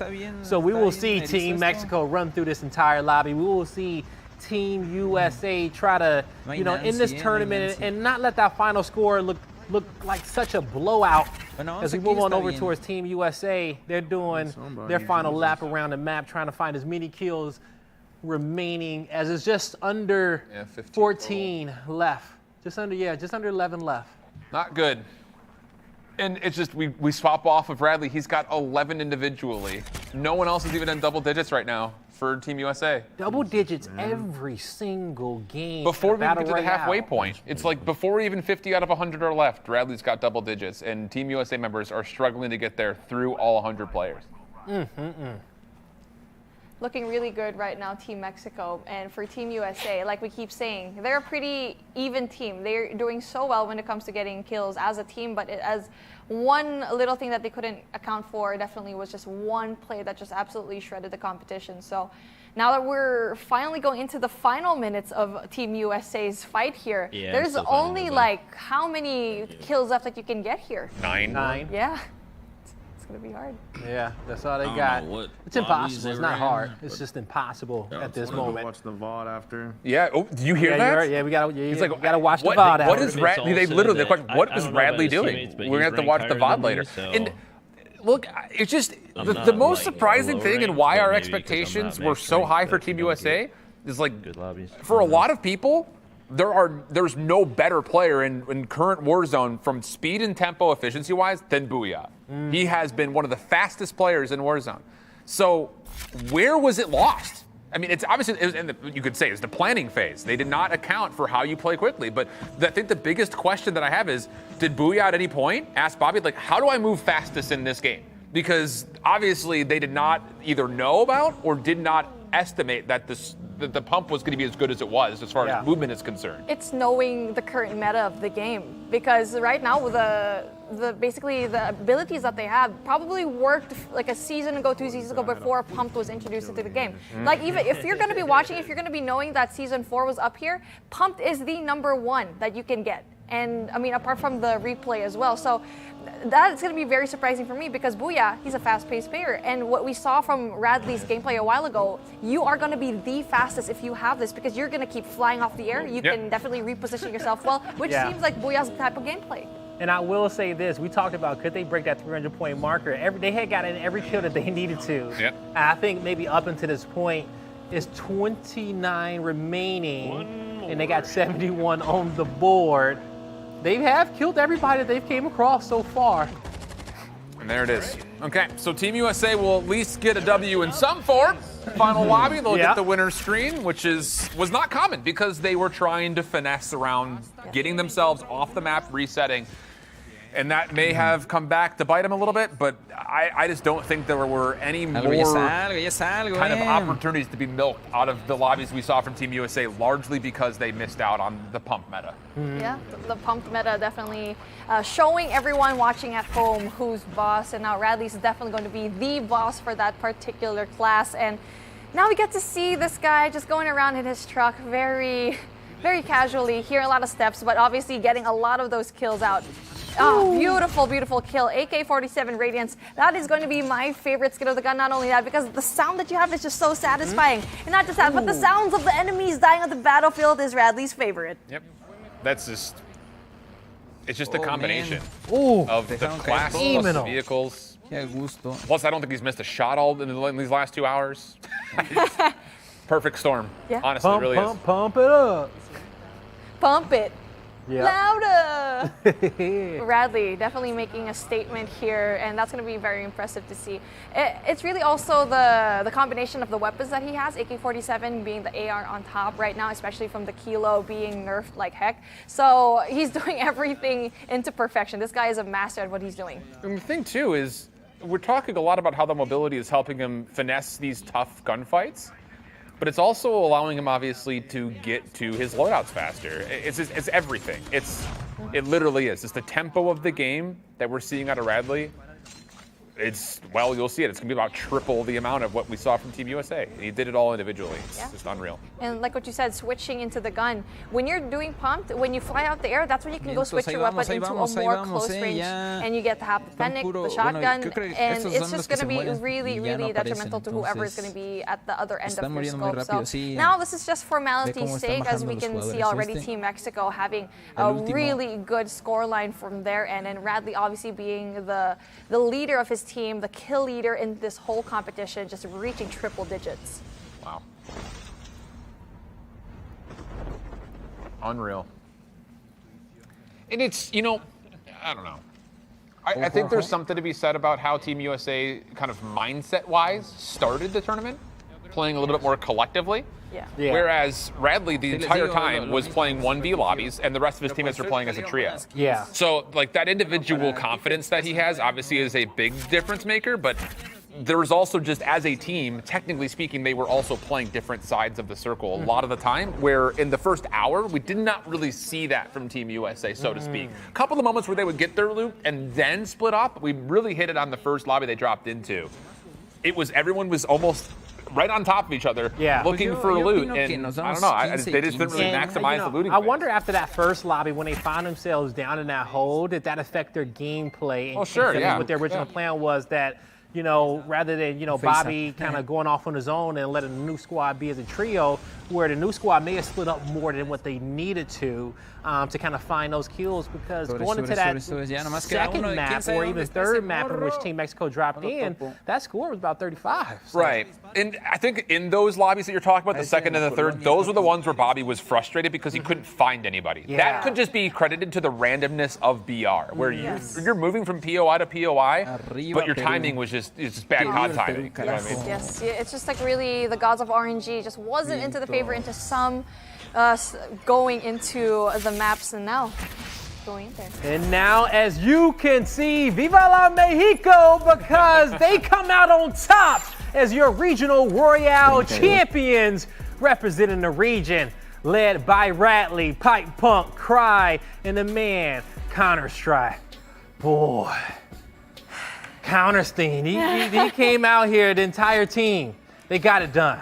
Definitely. And obviously, felicidades, Mexico. You deserved it. And obviously, right on the other stream, the Spanish stream, pretty sure they were rejoicing like crazy. Yeah. Exactly. I can hear Extreme and Hillmania all the way over here cheering.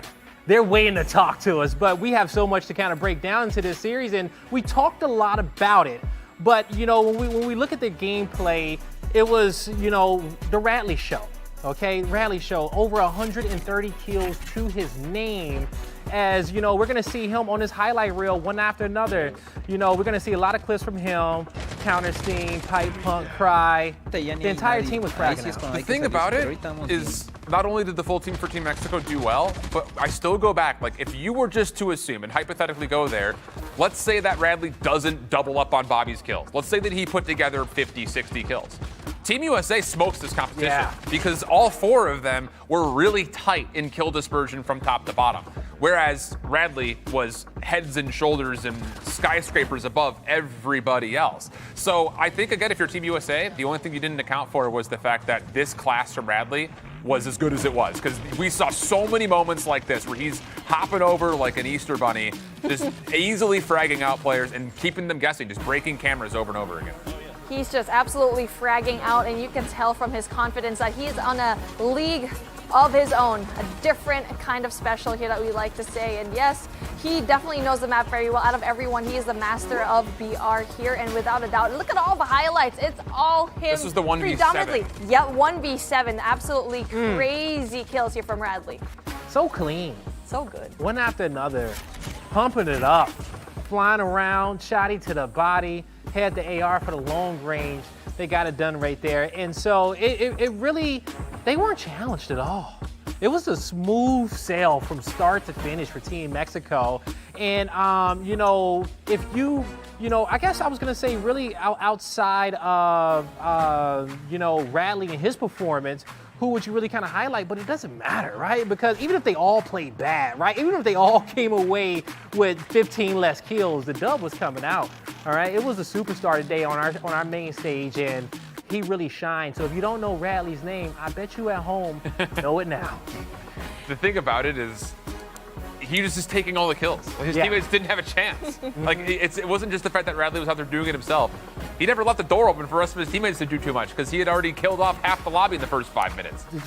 And that's so wild, okay? And we talked a lot about, the pace of the lobbies and at the regions, but one thing when it comes down to the best players out there in Mexico, they all play at a fast pace, okay? They want to get in your face. They want to get those kills. And we saw that embodied across all 4 players today as we take a look at the kills in which they picked up across our 2-hour kill race. And now, Mommy, even when you go up there and you can kind of compare them, one after another, Team USA, they kept up, especially on an individual scale. They kind of won that battle outside of the captain battle. Yeah, like what Schiff said, Radley out of the picture here. Team USA will definitely go and win this, and obviously the outlier will be this man from Mexico.